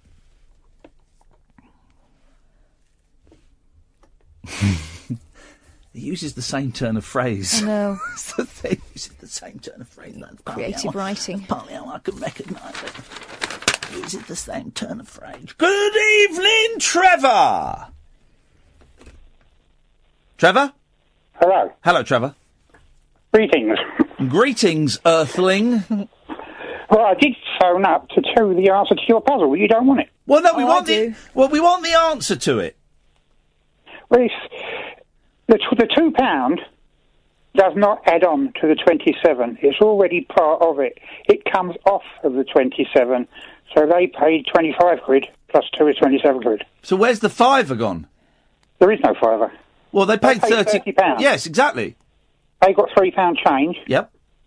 Which is 27. Out of that 27, the other £2 come off. So the bill was 25, and the £2 in the waiter's pocket is 27. But where's the pound? There is no pound. Well, where is it then? There isn't one. Is it in his pocket? No, there isn't one. He's put it in his pocket, hasn't he? He can put it anywhere he likes, but he's clever because there isn't one. Right. There is no pound. Okay. £27, Yes. 25 to the bill, Yes. £2 in the waiter's pocket. Yeah. There is no pound. But where is that pound? There is no pound. Okay. You're not very well, are you? Because I've told you 4 or 5 times that there is no pound, and you keep arguing with me. But where is the missing pound? Okay. Bye-bye. Thanks for calling, Trevor. Did he get grumpy then? He got annoyed. Maths grump. Here's the thing: if you're phoning in, you do realise you're dealing with two idiots here. I'm not doing a thing. I actually don't get it. Why? I'll read it because someone tweeted it. Hang on a minute. Where is it? 3 friends decide to split the bill after a meal at a restaurant. The waiter says the bill is 30 quid, so each guest pays 10 quid. I'll write this down now. How do you look at this nonsense? Later, the waiter realises the bill should only be £25. To rectify this, he takes £5 from the amount to return to the group. On the way to the table, the waiter realises that he cannot divide the money equally as the customers... Hang on, Trevor? Hello. Yes? No, I didn't get grumpy. I was just trying to explain to you, but you're not going to have it. Well, where's the pound gone? As I said, there is no pound. Well, it's got to be somewhere. Okay, you find it. I can't tell you where it is because it doesn't exist. Well, you would say that, wouldn't you? What are you on? Talk Radio, weeknights from 10. Set-off. Thank you very much. Got really grumpy that time. He's furious. That was double grumpy. Livid. Double grumpy Trevor. And I'm still none the wiser, Trevor. On the way to the table, the waiter realises I can't believe I'm doing this on the radio. I heard blooming Clive Ball do this 25 years Do you know ago. the answer to this, Ian? On the way to the table, the waiter realises he cannot divide the money equally. As the customers didn't know that... I mean, it's a totally bent restaurant. As the customers didn't know the total of the revised bill, the waiter decides to just give each of the three friends £1 and keep £2 for himself. Oh. Each guest got £1 back. So now each guest has only paid £9, bringing the total to £27. The waiter has £2. Where's that pound gone? The one that Trevor claims doesn't exist. So what, they only had £29 to start with, Grumpy Trevor? When you say each one gets £1... Yep. Does it mean all of them get £1? No, that's not... Between them? No, it's not a trick. The three of them get £1. They've paid so they've paid £27 each. Yeah, they've paid £9 each. They get £3 back between them. Yes. Right. So that makes 27. He's put £2 in his pocket. 29. Where's the quid? Which Trevor claims in a rather aggressive manner. His pocket. That it doesn't exist. No, he's got he's got £2. There's no missing pound.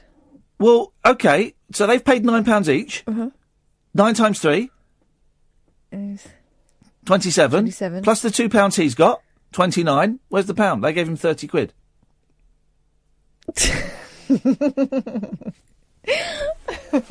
Uncut after-hours conversation for the up-all-night generation.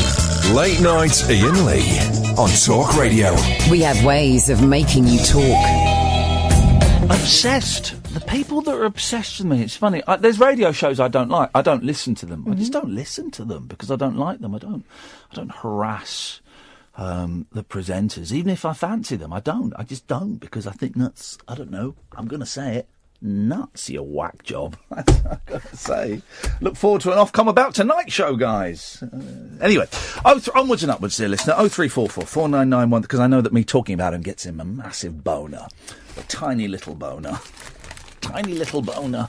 Which he likes to just gets his tweezers out with. 0344 499 1000 is the telephone number. If you want to give us a call, we're asking the worst. Do any of the Boyzlife fans that went to the concert, they're all very shy about coming on the radio, aren't they? Because apparently it gets very nasty on social media if you speak out against any members, former or current I can of those understand bands. that. I can understand that. Now, here's one. Yes. She's asked me not to use her name, but it's someone who was there. Let's call her Lucy. It's not her name, is it? No, it's not. Okay, that's all right. All right, so Lucy. Okay. Yes. I'm not upset about the whole thing, as I did get to meet them and had a front row viewing point. It was just a shame that the £50 ticket... Sorry? £50 ticket. Sweet Lord. All you got extra was the meet and greet, where you had about 4 seconds to get a quick pic, which their manager took. Only one pic, and it's blurry. Oh no! This is the thing. Whenever I could, because when I went to see the Monkees, right, and my boy got a picture with Mickey Dolenz, and I got someone to take the picture, and it was dark and it was blurry, and so now, whenever I pick people, you know, when they want to come and see us doing a show and they want a picture taken, we check them. We check it. I go check it because you don't want to go around when that's rubbish. Check it and you check it. So that's terrible. Oh, that's mean. So Lucy continues. Brian didn't seem drunk, but Keith was. Yep. It wasn't a problem for me, as he put on more of a show than Brian. They did 37 minutes on stage, then left. They came on after about 10 minutes and did a medley of songs, most of which they'd already sang, and then they left for real. Oh. They turned up at 8:50 and were gone by 10:30. You could just tell that they didn't want to be there on that night. Yeah. They'd had a great day on the golf course and they were going back to play the next day. So I guess it's like anyone. If you're having a good day, then you have to go to work. You don't want to. Yeah, well. So that's Lucy, and that's her take on it. So if you were there and you have something to say about it, we'd love to hear from you. Deary, deary me. Deary, deary me. Doesn't look too clever, does it? The brilliant, the wonderful, the hilarious Janie Godley was on James Whale's show, Yeah. and I thought he was really mean to her. I thought he was really mean to It's her. always awkward, isn't it? Because it's like one friend from one group not getting on with, and I like Yeah. James. I think it's a cracking show. Mondays to Thursday, 7 till 10. I just thought he was really rude to They her. didn't get each other. No, and he was rude. He was rude, I thought, and she's brilliant, and she's one of the funniest people, one of the fastest people I've ever met. The speed with which she comes out with stuff is just, it's a sight to behold. I did a show with her the other day, and I wasn't very funny on it, and I was really tired.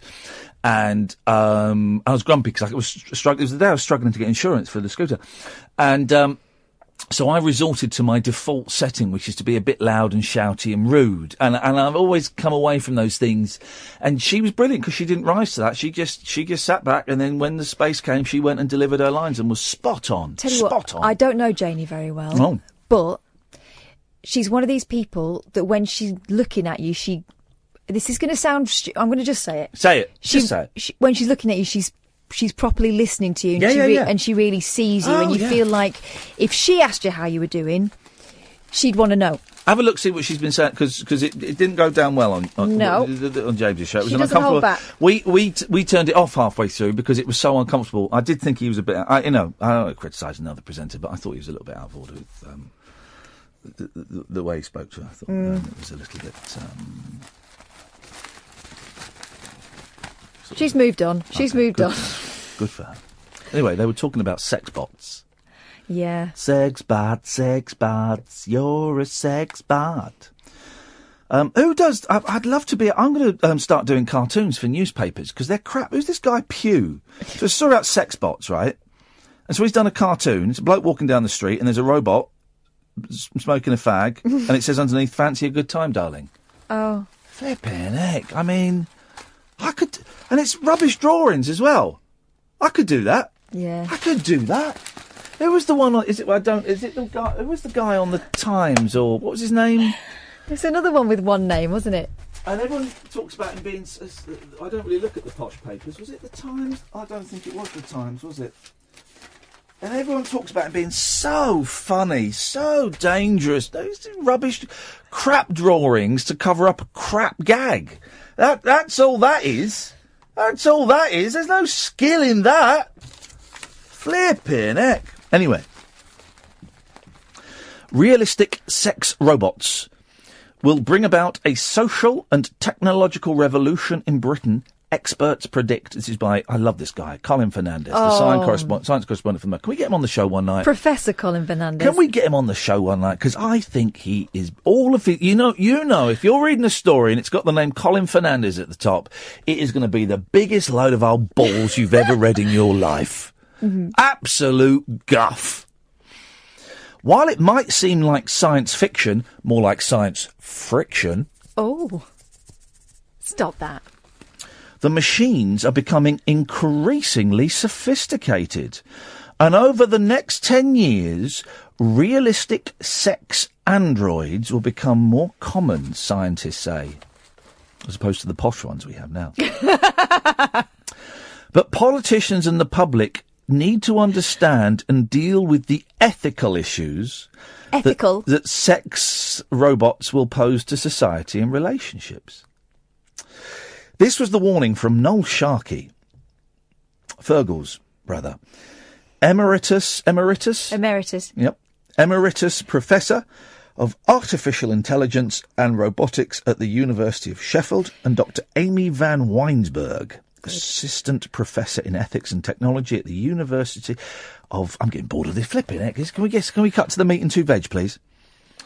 Supporters of the use of sex robots say they could be useful for lonely people or perverts. But scientists yesterday sounded grim predictions about the dark side. Oh, they'll let you do that, will they?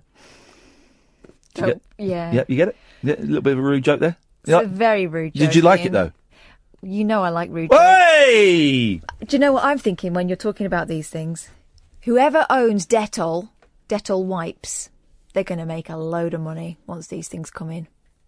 Yeah, well, exactly. You've got to disinfect. Dennis, are you struggling to get hold of Dennis? Yes, Dennis, just call up, and when he rings, I'll take him straight to air. He has kind of cool minder on, because he's a daft old git. Someone tweeted me today, what happened to that old caller Darryl? Is he still alive? Scientists yesterday sounded grim predictions about the dark side of the advancing technology that could mean grappling with issues such as rape and paedophilia. Let me put an ethical question to you. I'm going to put the question out there, right? Can you rape a robot? This is genuine ethical questions. If we were at university, we'd kick these around, right? And this is going to be an unpleasant question, I'm going to ask it, okay? If the sex robot looks like a child, is it paedophilia? Well... And those are proper questions. There are people who have those. You know, they show them in the newspapers every now and again, don't they? That they'll be... at the moment, they're not robots, they're those dolls. Yeah. I think there's a guy in China that is making a lot of money supplying these dolls. He's pumping them out. Oh, stop it. Hey! Yeah. If a robot looks like a child and you can have sex with it, is that paedophilia? The answer has to be no. No, it's not. Because it is not a child. Now, I'm not condoning it. I'm not saying it's right. Obviously implies there's something that the wiring is wrong in that person's head. But it cannot be paedophilia because that robot is not a child.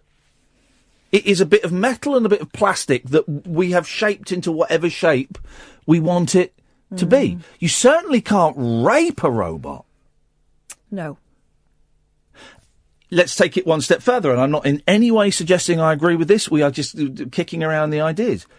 Would it be a safer society if we gave people who are predisposed to aggressive, unrequited sexual advances and paedophilia, if we gave them sex bots? I've thought about this. Isn't that normalising it to them? And potentially, once they're over the thrill of the forbidden with that, they're going to want a quote unquote relationship because that's the way people paedophiles think of it, don't they? Yeah. I mean, we've spoken to paedophiles in the past. Some of them think of it, yeah, definitely. It's not going to be enough for some people, is it? No, it's not going to be enough. But what? And it's kind of a tacit approval, isn't it, from society if we're supplying these things? Is it a tacit approval or is it a prevention? No, because I don't think any of us are going to pretend that these things are any replacement for a real human being, really. Come on. that was Northern Kath, the man there. Come on. Come on. Go and get yourself a real girlfriend. Come on. 03444991000. There are around 5 makers of sex robots worldwide, with prices ranging from about $4,000 to more than 11,000 for a deluxe model with 3 holes. But while they are becoming ever more realistic, scientists say it could be 50 years before robots are able to move and talk spontaneously like a partner. Well, that sounds even better. And have facial expressions that look truly human. However, the market for them is there. The report said research shows that men are more willing to have sex with a robot than women are. Well, because you would have to be on top, wouldn't you? Unless the robot... I mean, one US survey of 100 people found that 2/3 of males would have sex with a robot compared with 1/3 of women. I would have sex with a robot, would you? No. Oh, come on. No. What you're not having sex with it, are you? Yes. You're rubbing yourself on it. Okay, well, that's all that sex is. That's not having sex with it. If a man is having sex with a lady, both of them are just rubbing themselves on it. But what I'm saying to you is, Do I need to draw a picture? Explain how this works. No, but what I'm saying is, if you're with a human being, you would hope there's a little pushback. But with a robot at this point... No, you could do that because the robot could have like a little rod in the base of its spine that just pushes against the bed. At this point, you know they're talking about being really kind of primitive at the moment. Yeah. I'm imagining that like some sort of Karatekas Potts has got some kind of rig in his laboratory where he has to have an old man with a stationary bike in the corner making it move. Have you seen... I've seen machines. Shut up. I have seen machines for women. What? That work on a similar principle. You need someone pedalling. Flipping heck. Or it can Who be rides the bike? Or it can be connected to an engine. I've seen this. Right, this is what we're going to... Well, we're going to Google some pretty freaky stuff during the news, guys. Like an engine.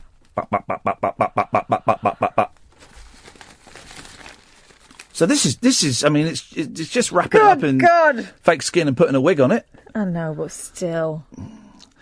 The report. I still wouldn't. Is the answer to the question, Ian? Live a little. No, I'm all right. Live a little. Seriously, I'm all right. Need plenty of WD-40. Oh. Child sex dolls can be bought in Japan. Yeah. There's a disturbing end to that. What was a bit of fun there. 0344 499 1000 is the telephone number if you want... Oh, hello. If you want to give us a call. This is the Late Night Alternative with me, Iain Lee, on Talk Radio. Talk Radio. 0344 499 1000 is the telephone number. Boy, oh boy, what a lot of ground we've covered. Light and indeed shade. You can give us a call about absolutely anything you want. You are listening to the Late Night Alternative with me, Iain Lee, only on weeknights on Talk Radio.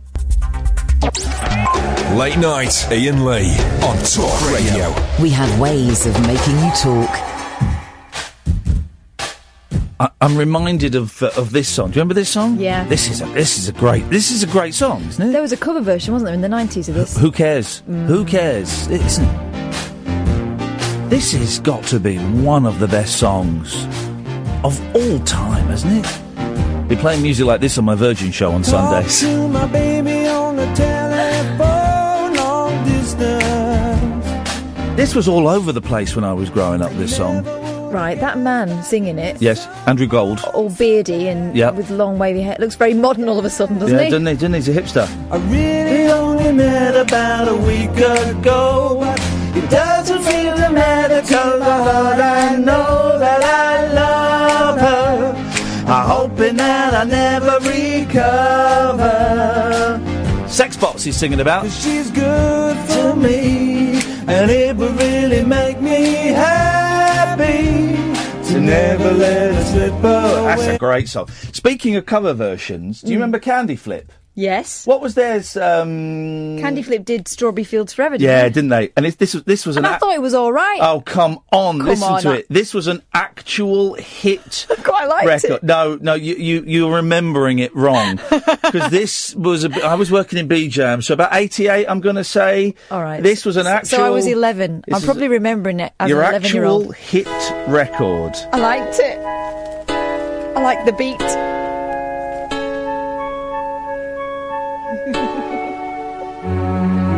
Jesus wept.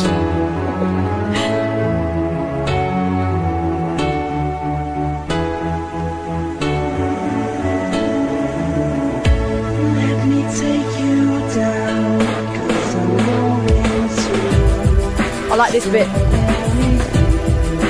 Flippin' heck. Take an E. Nothing to get hung about. Strawberry fields forever. Don't do drugs, kids. Those they were doing the bad drugs. But I wasn't doing any, I was just being 11. Yeah. Dennis! Good evening, and how are you, Ian? I'm very, very well, thank you very much. Good-o. Oh, I haven't been talking to you lately because the battery's run down on your set and I couldn't find any new ones. Oh, well, I'm glad you managed to find us. I'm glad you managed to find us again. I know. How you doing, fella? You all right? I'm all right. Probably my voice is a bit funny because I'm growing a beard. Why are you growing a beard? You a hipster? Well, ready for Father Christmas. Oh, there we go. You see, yes, very, very nice. Back my age, for Christ's sake. I'm fed up with shaving anyway. Yeah, I know. I'm growing my beard back. But mine's white. Well, mine's not far off it, if I'm completely honest. What have you been up to then, Den? Not well. I've been doing a lot for my youngest granddaughter. Just got married. I've been getting a lot of photographs over the internet. Oh, fantastic. I'm waiting for some more paper coming in because I ran out of print paper. Does anyone... I can never get... I went home the other day and we've got 2 printers all of a sudden because the first one did stop working because it's Wi-Fi and it would take like 15 minutes to print 1 bit of paper. You know my Wi-Fi printer? Yeah. Doesn't work. I just got to plug my computer into it and it works fine. Yes, I hate technology. Does anyone's Wi-Fi printer work? Well, mine does, but you have to turn the Wi-Fi off and then switch it on again and reset everything. It really is... A faff is what it is. Yeah.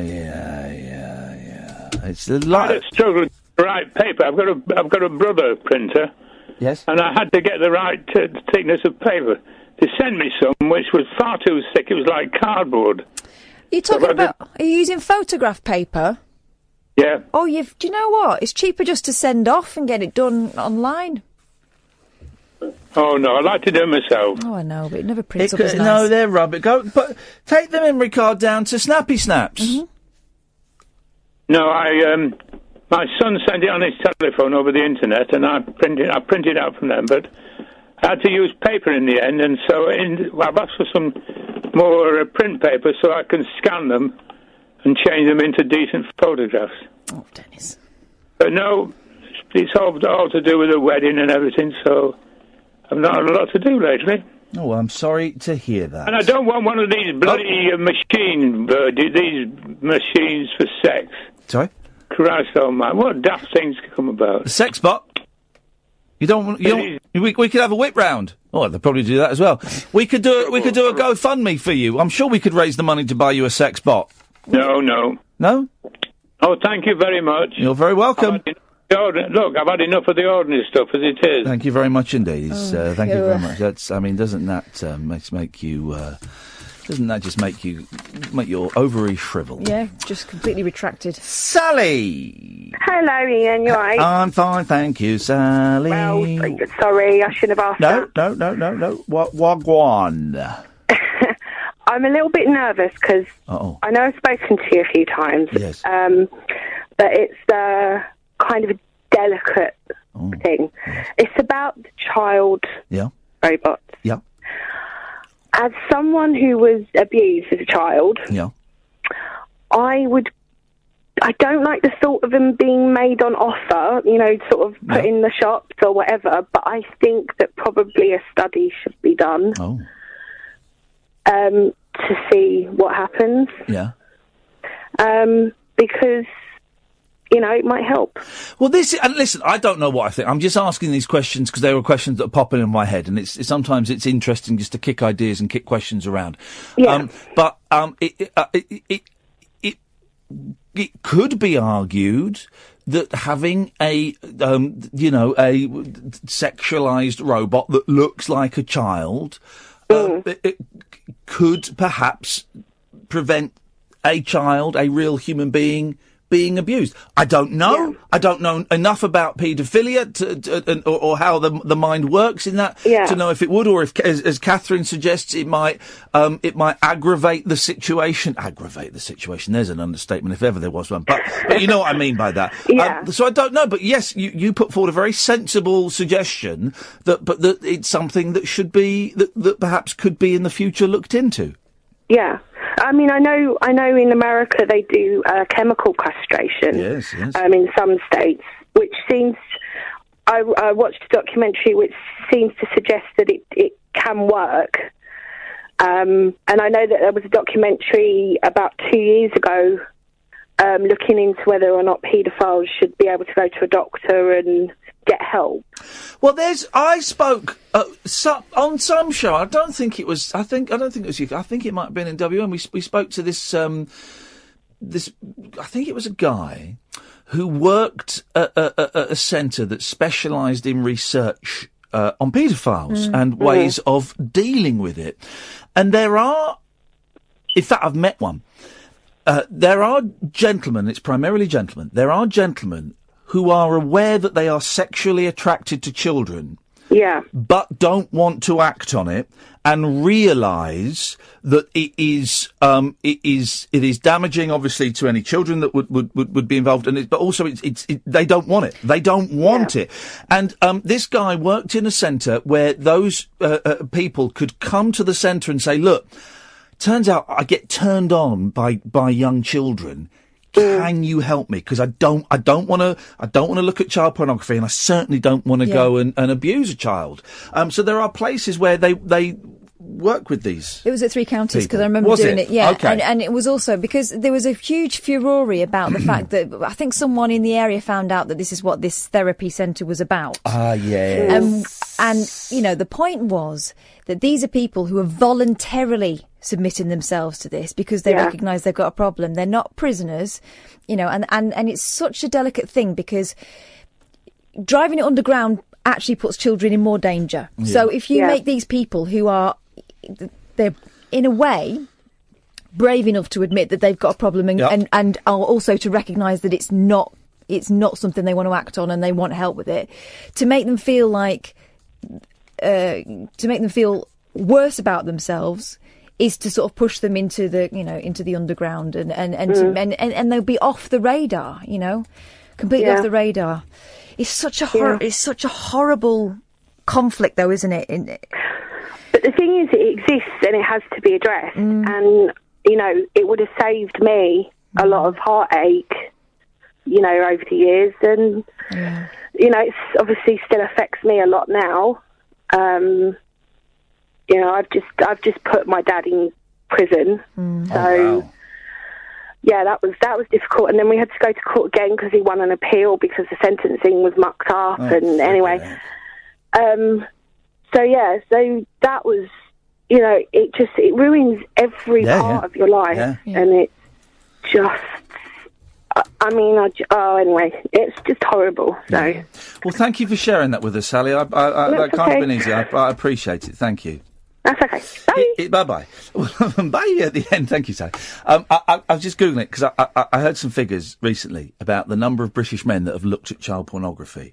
And I just Googled it. And there was a report in the Telegraph in 2014. We shouldn't call it child pornography. No, okay. What do you want to call it? Child abuse imagery. Okay. The 25,000 men. And now there's a report from February of this year, the NSPCC warning that more than 500,000 men may have viewed these images.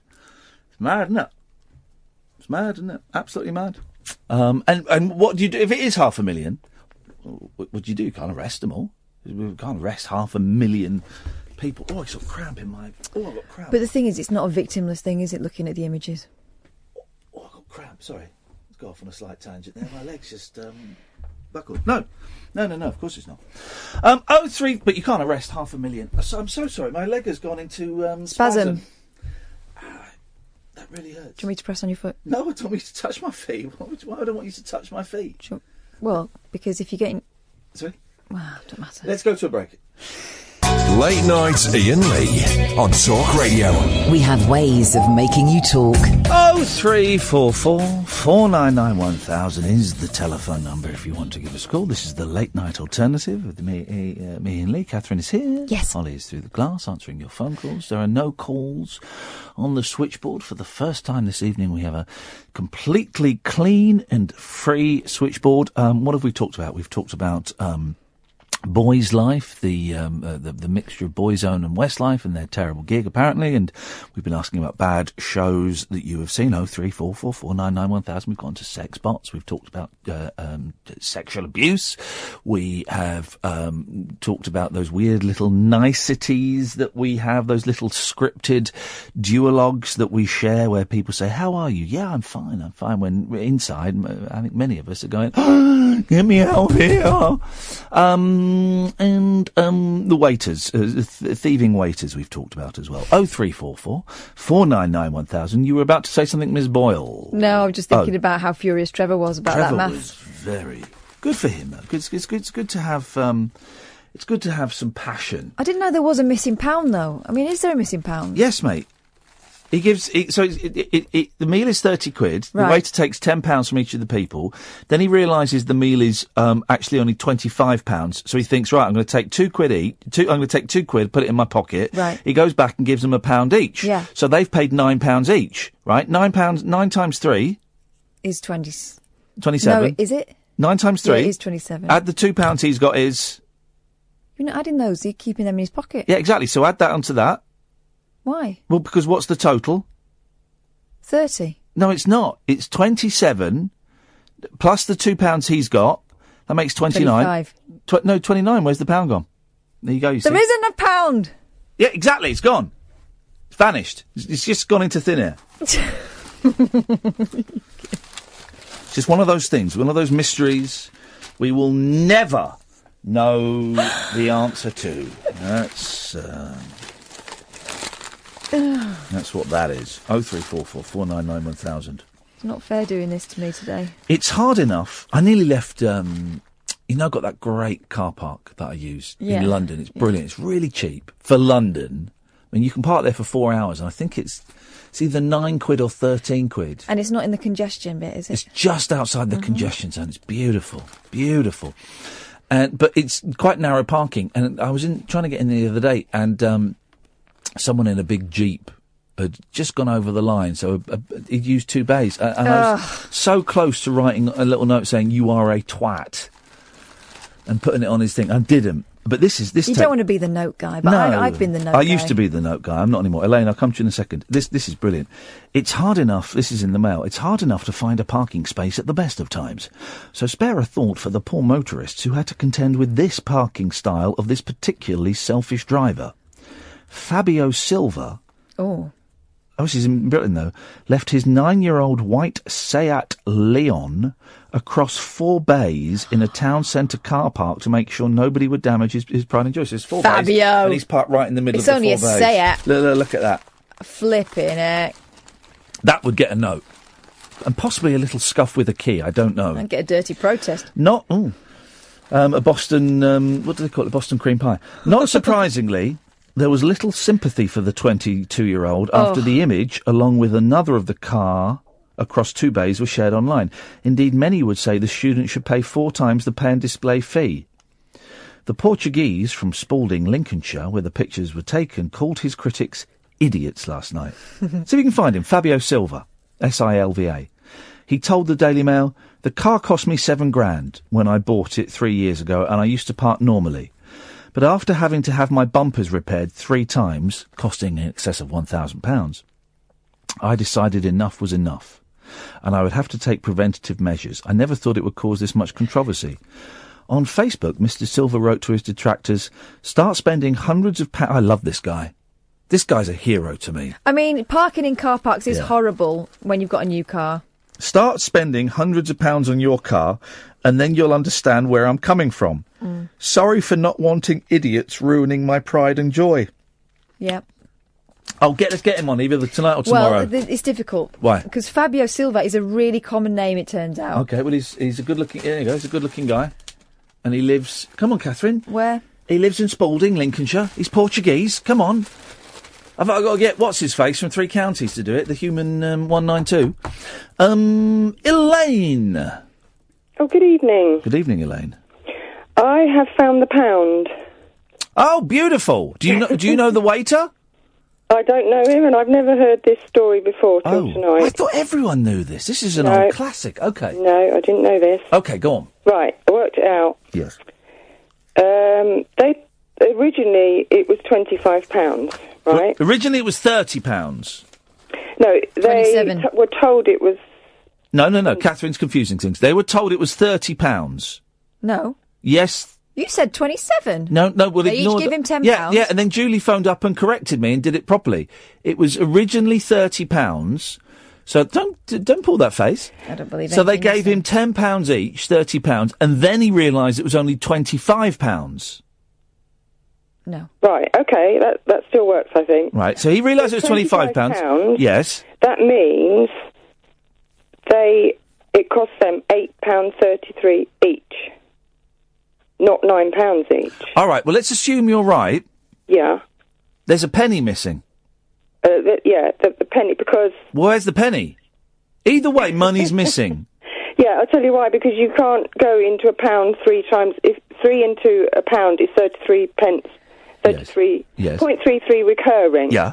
You can never get that penny. You'll go on forever. But hang on a second. So let's just go through this step by step. Yeah. They are three friends, and they're great friends. Well, 2 of them are close friends, 1 of them not so close, but over the evening they bond. They are told the meal costs £30. They're eating somewhere cheap, and where the waiter is a thief. Yeah. They give £10 each, right, even though one of them only had soft drinks. The waiter then goes to the... I'm really pissing off Kath now, which is great. The waiter then goes and realises, oh, actually, it's only 25... The meal only came to £25. Maybe they had a voucher. So he thinks, right, I'm going to pocket £2, right? So he puts £2 in his pocket. He goes back. He gives them £9 each, right? So that's 27... No, he gives them £9 each. No, he gives them £1 each. £1 each. Right, right. Yeah. So they have then spent £9 each, which is £27, plus his £2, that's £29. Where's that pound? No, they didn't spend £9 each. Well, they gave him £1 each back. But it was £25. Yes. Which means 3 ways, it's £8.33 each. But he gave them... They gave him... So No, but here's the thing. Here's the thing. They gave him a tenner. He gave them... Right, you give me a tenner. Yeah. I give you £1 back, right? How much money have you spent? But... No, I just answer the... Come on, Elaine, stop trying to be cracker. 3 pence. You give me £10, I give you £1 back. How much money have you spent? I've only spent... £9. £8.33, because it was £25 between 3. For goodness, listen, this is really, it's not even a trick question, right? If you give me... And it's not a trick answer either. If you give me £10, right? Yeah. And I give you £1. Yeah. How much have you spent? You know the answer to this, really, don't you? £9. And I haven't spent anything. I've given you 10 and you've given me £1 back. Right, I'm selling fidget spinners. Cost me £8.33. I'm selling fidget spinners, right? And you really want them. And I've got the licence. I've got the Batman licence, right? Yeah. And I say to you, I tell you what, Elaine, you can have this fidget spinner for £9, right? Yeah.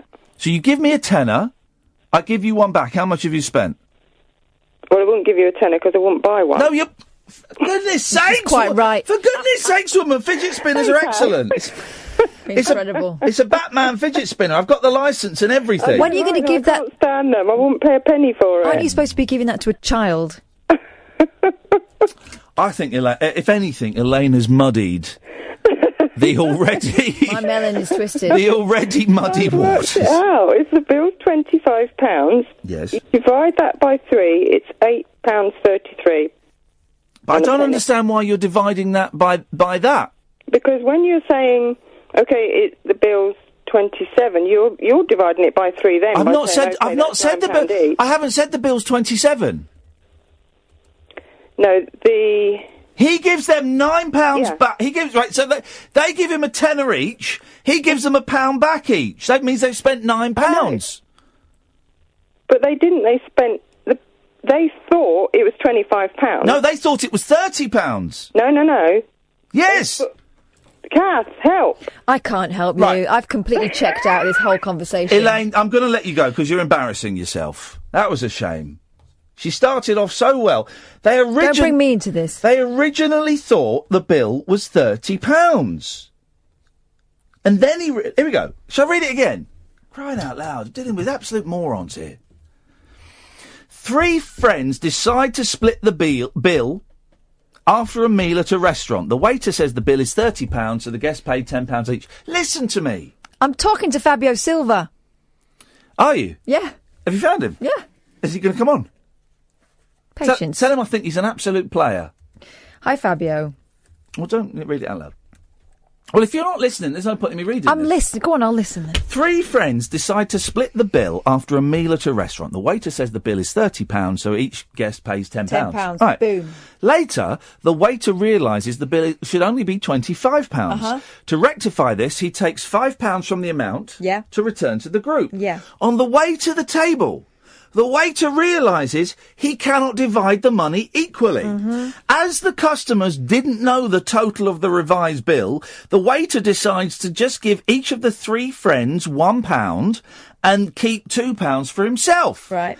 Each guest got £1 back, so they've only paid £9, bringing the total paid to £27.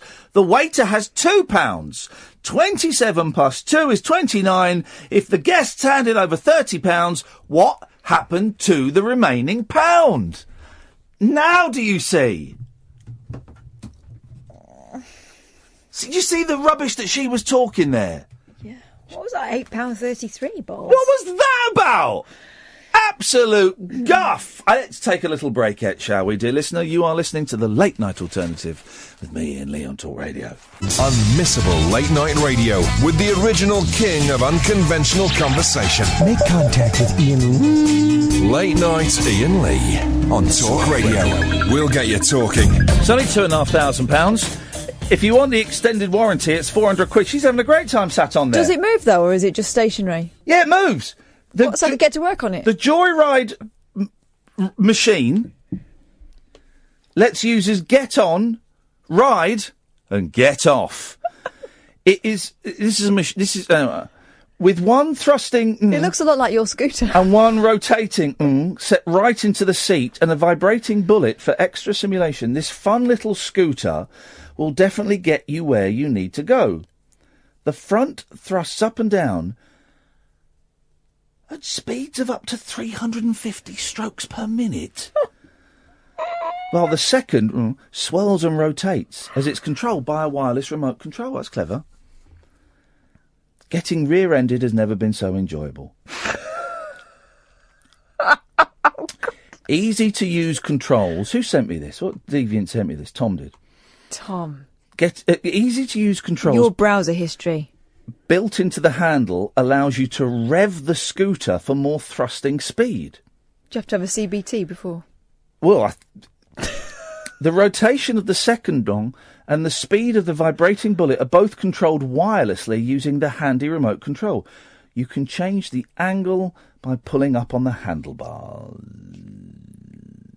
That's £2,500. And she's having a great time on it. She really is enjoying herself. Dettol wipes required. She really is enjoying herself.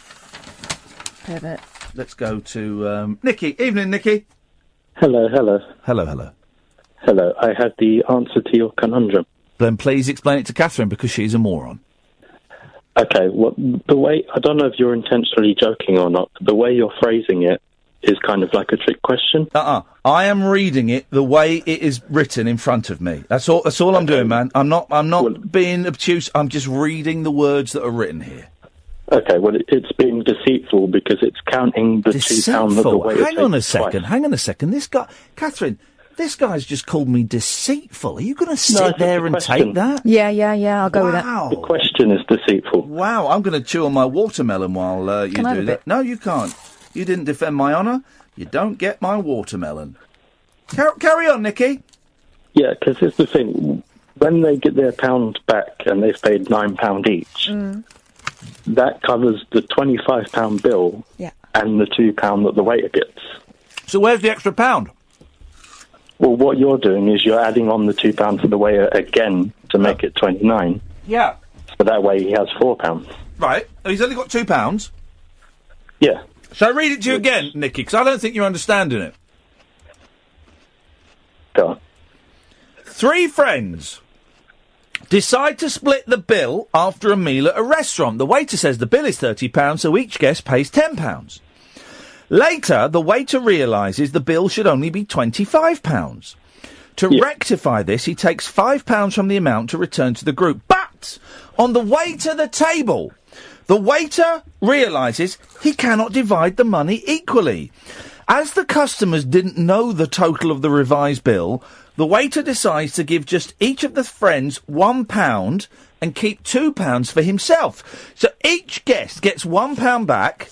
So now each guest has only paid £9, bringing the total to £27. The waiter has £2. 27 plus £2 equals 29. So where's the extra £1? No, you don't add the £2 on again because you've already covered it in the 27. It's the £25 bill plus the £2 for the waiter. That's the 27.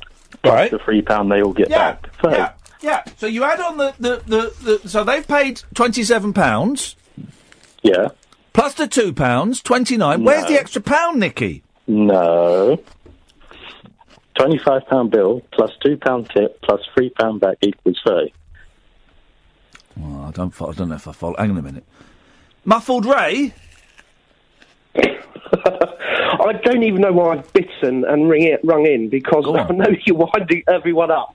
Well, apparently I'm being deceitful, which is actually that's libel. So if you better see, the question was deceitful, not you. If I wake up in a bad mood tomorrow, Nicky, you'll be hearing from my lawyers. If I wake up in a good mood, then we're fine. We'll be fine. But let's just Ray, you explain to Nicky, please, where that pound is. No, I completely 100% agree with everything he said. Oh, for crying out. You don't get it either, do you?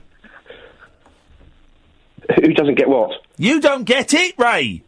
Right, what, I think you're being silly, Ian. The three people in the restaurant, how much do they think the meal has cost them? £30 to start with. No, yeah, to start with. But in the end, how much do they think they've paid for the meal? £29.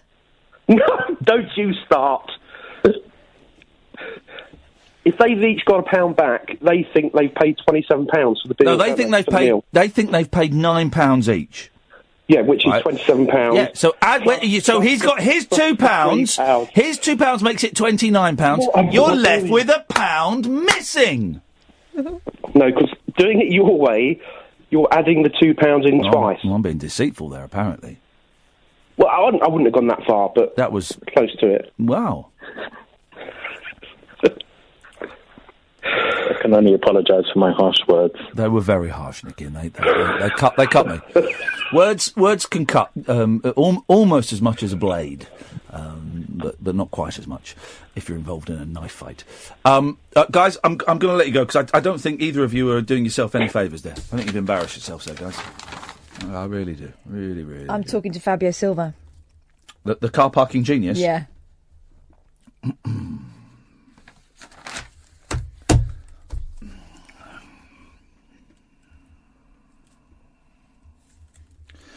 Oh, I forgot to email anybody involved with Newcastle. That's what I was going to do tonight. Because Lane, okay.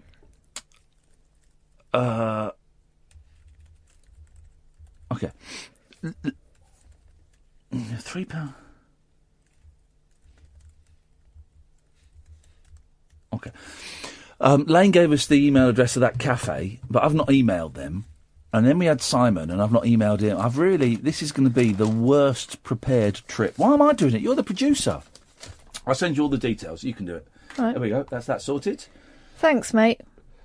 Absolute. I'll send you Lane's email with the venue. Where do you want to go? And I'll send you Simon's. Do you want to go to Simon's or do you want to go to Lane's friend? I want you, mate, to do a little bit of production. Well, you need to make a decision. I want you to... You're testing me tonight.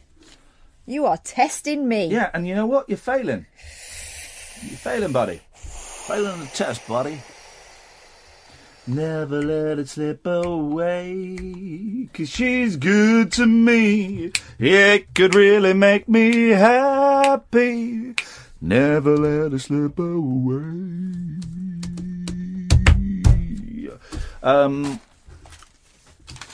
Blue Peter, no one watched it the other day. Good. Terrible programme. Hate it.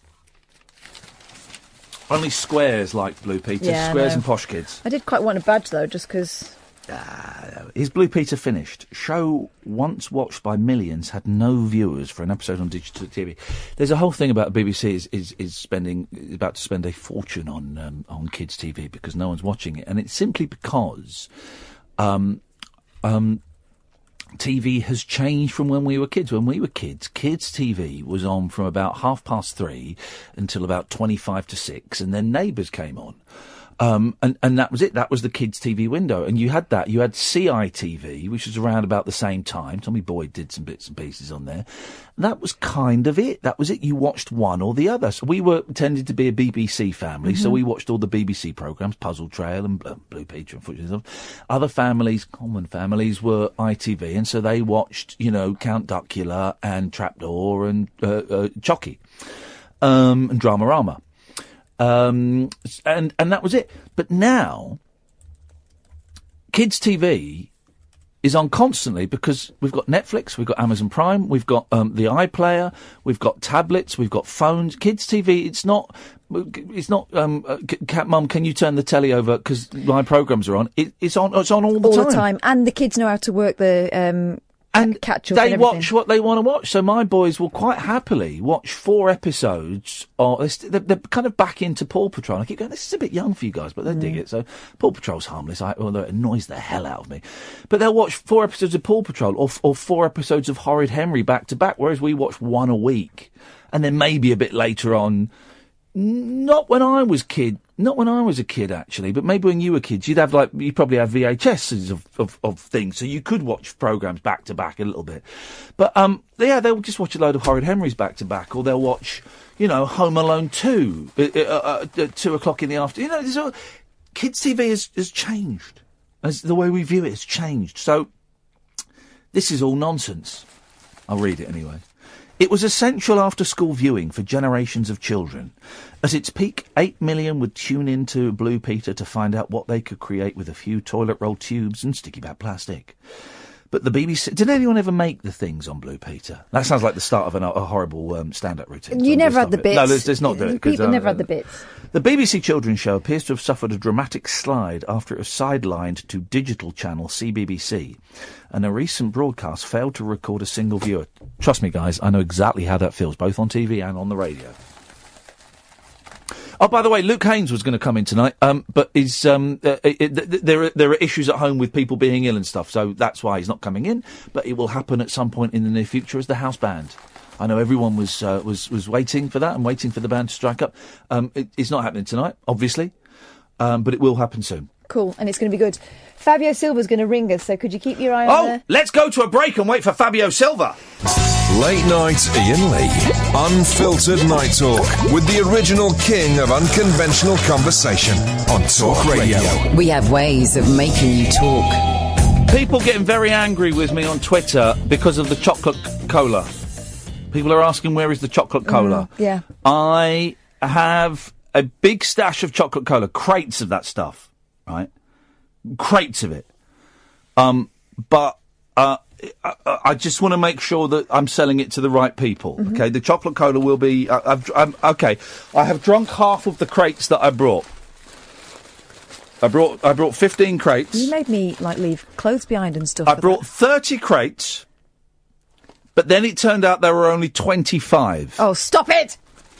We talked about this story. This guy is an absolute player, and I think he's a genius. We talked about this story that's on page 28 of the Mail, and the Mail have been a bit mean, I think. Of course they have. They've had a pop at Fabio Silva. I've just tweeted a picture of this.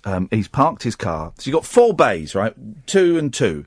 And he's parked in the middle of all 4 bays. X marks the spot. And it's not like, you sometimes, I mentioned earlier when I was going parking and there was a car that kind of, he was just over the edge of the line, so he was in 2 bays. That was just bad driving, bad parking skills. This guy, Fabio, has done this properly and deliberately because he's protecting his car, and I'm more than thrilled to say we've got Fabio on the line. Good evening, Fabio. Good evening. How you doing, man? You all right? Yeah, I'm all good. You're an absolute player. I love this. Tell me why you've parked in 4 bays. Honestly, to be fair with you, I have no idea. Wait, what's your language? Fabio? That's a yellow card. Don't worry. Sorry about That's that. okay. Don't worry. You're an excitable young man. I understand. I was once as well. You thought flipping heck, yes? Yeah, I was with my friend, and he was on his own car, and I drove past 2 bays, and I was going to double park just for the fun of it. Yeah. But I didn't know there was 4 of them actually, so I thought, screw this, I'm going to take the piss. Because I was only going to be for 5 minutes, get some cash, go to Sainsbury's, get a meal deal, and go back home. A meal deal. What meal deal did you get? Oh, just a little spicy pasta. Yeah, beautiful. I don't know, a little drink and a crisp. That's all. Perfect. It's only 5 minutes. Perfect. Good. Okay, so you did that, and then but people got upset, did they? Well, to be fair, I was walking past quite a few people walking past the car, just laughing how I just took 4 spaces, and that was all. I thought that was it. Just a bit of banter. Yeah. And obviously, I ended up on my hometown spotted page, and it just got derailed from there on. So this was in Spalding, and so what? You ended up on the Spalding Facebook page with people, because people can be quite mean on the internet, can't they? Were they being very rude about you? Well, I've always been one to never care. There's always a motto: I follow the lion, never listens to the opinions of the sheep. Yeah, I love this. This guy's brilliant. Fabio, you're a player. You're honestly, you're an inspiration. No, seriously, you are. And so what? The line about you doing it to protect your car, that was just to wind them up even more, was it? No, I actually spent 1,800 quid getting my bodywork up to mint condition in the past 6 months. So. Yes. I've repaired the back bumper 3 times. Yeah. Not out of my own fault, so I got pissed off at this. Okay. And what kind of comments? Again, I'm just watching our language a little bit. What kind of comments were people saying about you on the Spalding Facebook page? Just how I'm selfish, mean word. Yeah. And I'm not taking anyone into consideration because they might need those bays, but I never care. They didn't care about my car, so why should I care about them needing a bay? Oh man alive! And you're in the papers today. That must have been. Did you know that was going to happen? No, to be fair, not really. I thought it would just be a little town banter, not to go globally viral, but yeah, bit of fun. Well, it's a little bit of fun. Fabio, listen, man, thanks for coming on. And what are you doing up at 10 minutes to 1 on a Wednesday night? I'm sorry? What are you doing up at this time of night? I don't know, honestly. I'm just a night owl. Yeah. I can't sleep, so I just stay up. Okay. Well, listen, Fabio, you're an inspiration. I'm going to be showing this picture to my young boys and telling them this is how they should be parking. Go on, Kath. And remember, the lion never listens to the opinions of the sheep. No way. Fabio, you're a good sport, man. Thanks for coming on. Thanks, Fabio.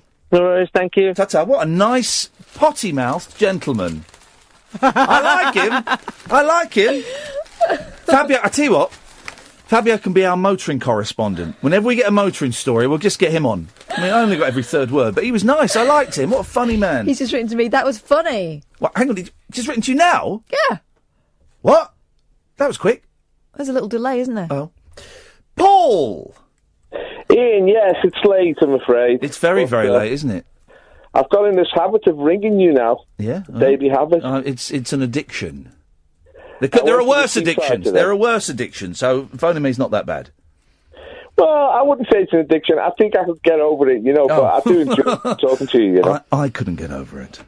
You know what, Ian? I need a little Ian Lee fix now every night, even for only 5 minutes. Hey, bless you, man. Well, thank you very much indeed. I appreciate that. You're off the wall, mate, so I like that, What's got your goat this evening? Well, I don't want to say... I'll come to that, but I went to the seaside today, and it was very hot. And I turned into a lobster. Did you take your shirt off? Did you take your top off? Of course I did. I've got to show me muscles to the ladies, You disgust me. Look at that. Look at that, girls. I hope your back is bright red and sore. Oh, the face is on fire as well. I went to a place called New Brighton, which is on the other side of the Mersey. Oh, yeah. Liverpool.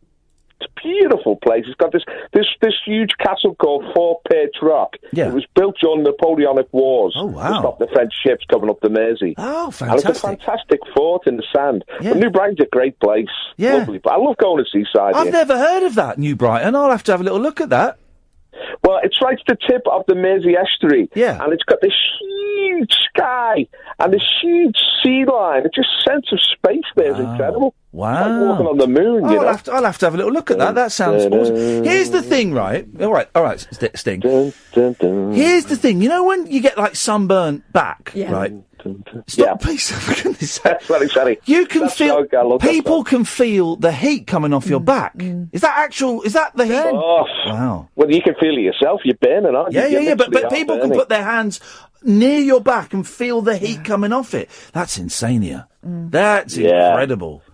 Ian, you know the internet? Unfortunately, I do, yes. It's very censorious, isn't it? I mean, people don't like other people expressing themselves. It is too heavy, man. People got to relax on the internet. Well, yeah. I mean, I don't mind what anyone says to me, but if I say anything to other people, I mean, you've muted me, Ian, and I appreciate that. Have I muted you? You're a very sensitive guy, and I know. Well, no, but have I muted you? Yeah, you muted me a while ago. There was a guy, you know, when you went to New York, there was a Mancunian guy. Yeah. And he said people have got fed up of aggressive left-wing authoritarianism. And you display that at times, Ian, I'm afraid. Well, no, what, by muting people? That's not aggression. You block people's opinions straight away. No. Muting people isn't aggression. Muting people is just saying I don't. You know, if you say something I don't like, I'm fingers up. No. Let me finish it. Muting someone is me saying me expressing my right to not have to read what you say. It's not censorship. It's just me saying, I've received something on a device in my pocket that either I find aggressive or makes me uncomfortable, and I have the right to not read those messages, so I've muted them. You don't have and when I say you, don't mean you as in the general public, don't have the right to say anything you want to me, or you do, but I then have the right to mute that. And not, I wouldn't say anything overly personal. You know, I wouldn't be insulting. I don't know what. I didn't know you were even on Twitter, and I don't know what you said. Oh, we had a bit of banter for a while, but obviously you've forgotten. It was a few months ago. Oh God, I don't remember. I don't remember what I did on the show yesterday. I'm not going to remember some banter I had on Twitter months ago. I never forget anything, Ian. I'm like you shouldn't take it so personally, Snowflake. I don't. Well, it's obviously upset you that you're phoning up to talk about something that meant nothing to Ian, me. I've started to appreciate you more, and I wanted to express my love for you. You know, I love you too, man. And I can't do it because you've muted me, you see. So if you don't mute me, I can say something nice to you. I can say, Hang on a minute. Who are you on Twitter? Paul Rimmer. Oh, come on now, that's really? Yes, that's my surname. It's not a sexual innuendo. No. It was the original name for Southport. It's an Old Norse term. Right. No, you're not Paul Rimmer 19661. No. Maybe. I don't know what the number is. Have you got a number at the end of it? No, it's just my name, really. But it's all right. We'll get there in the end. There's a load of Paul Rimmers. There's loads of Paul Rimmers.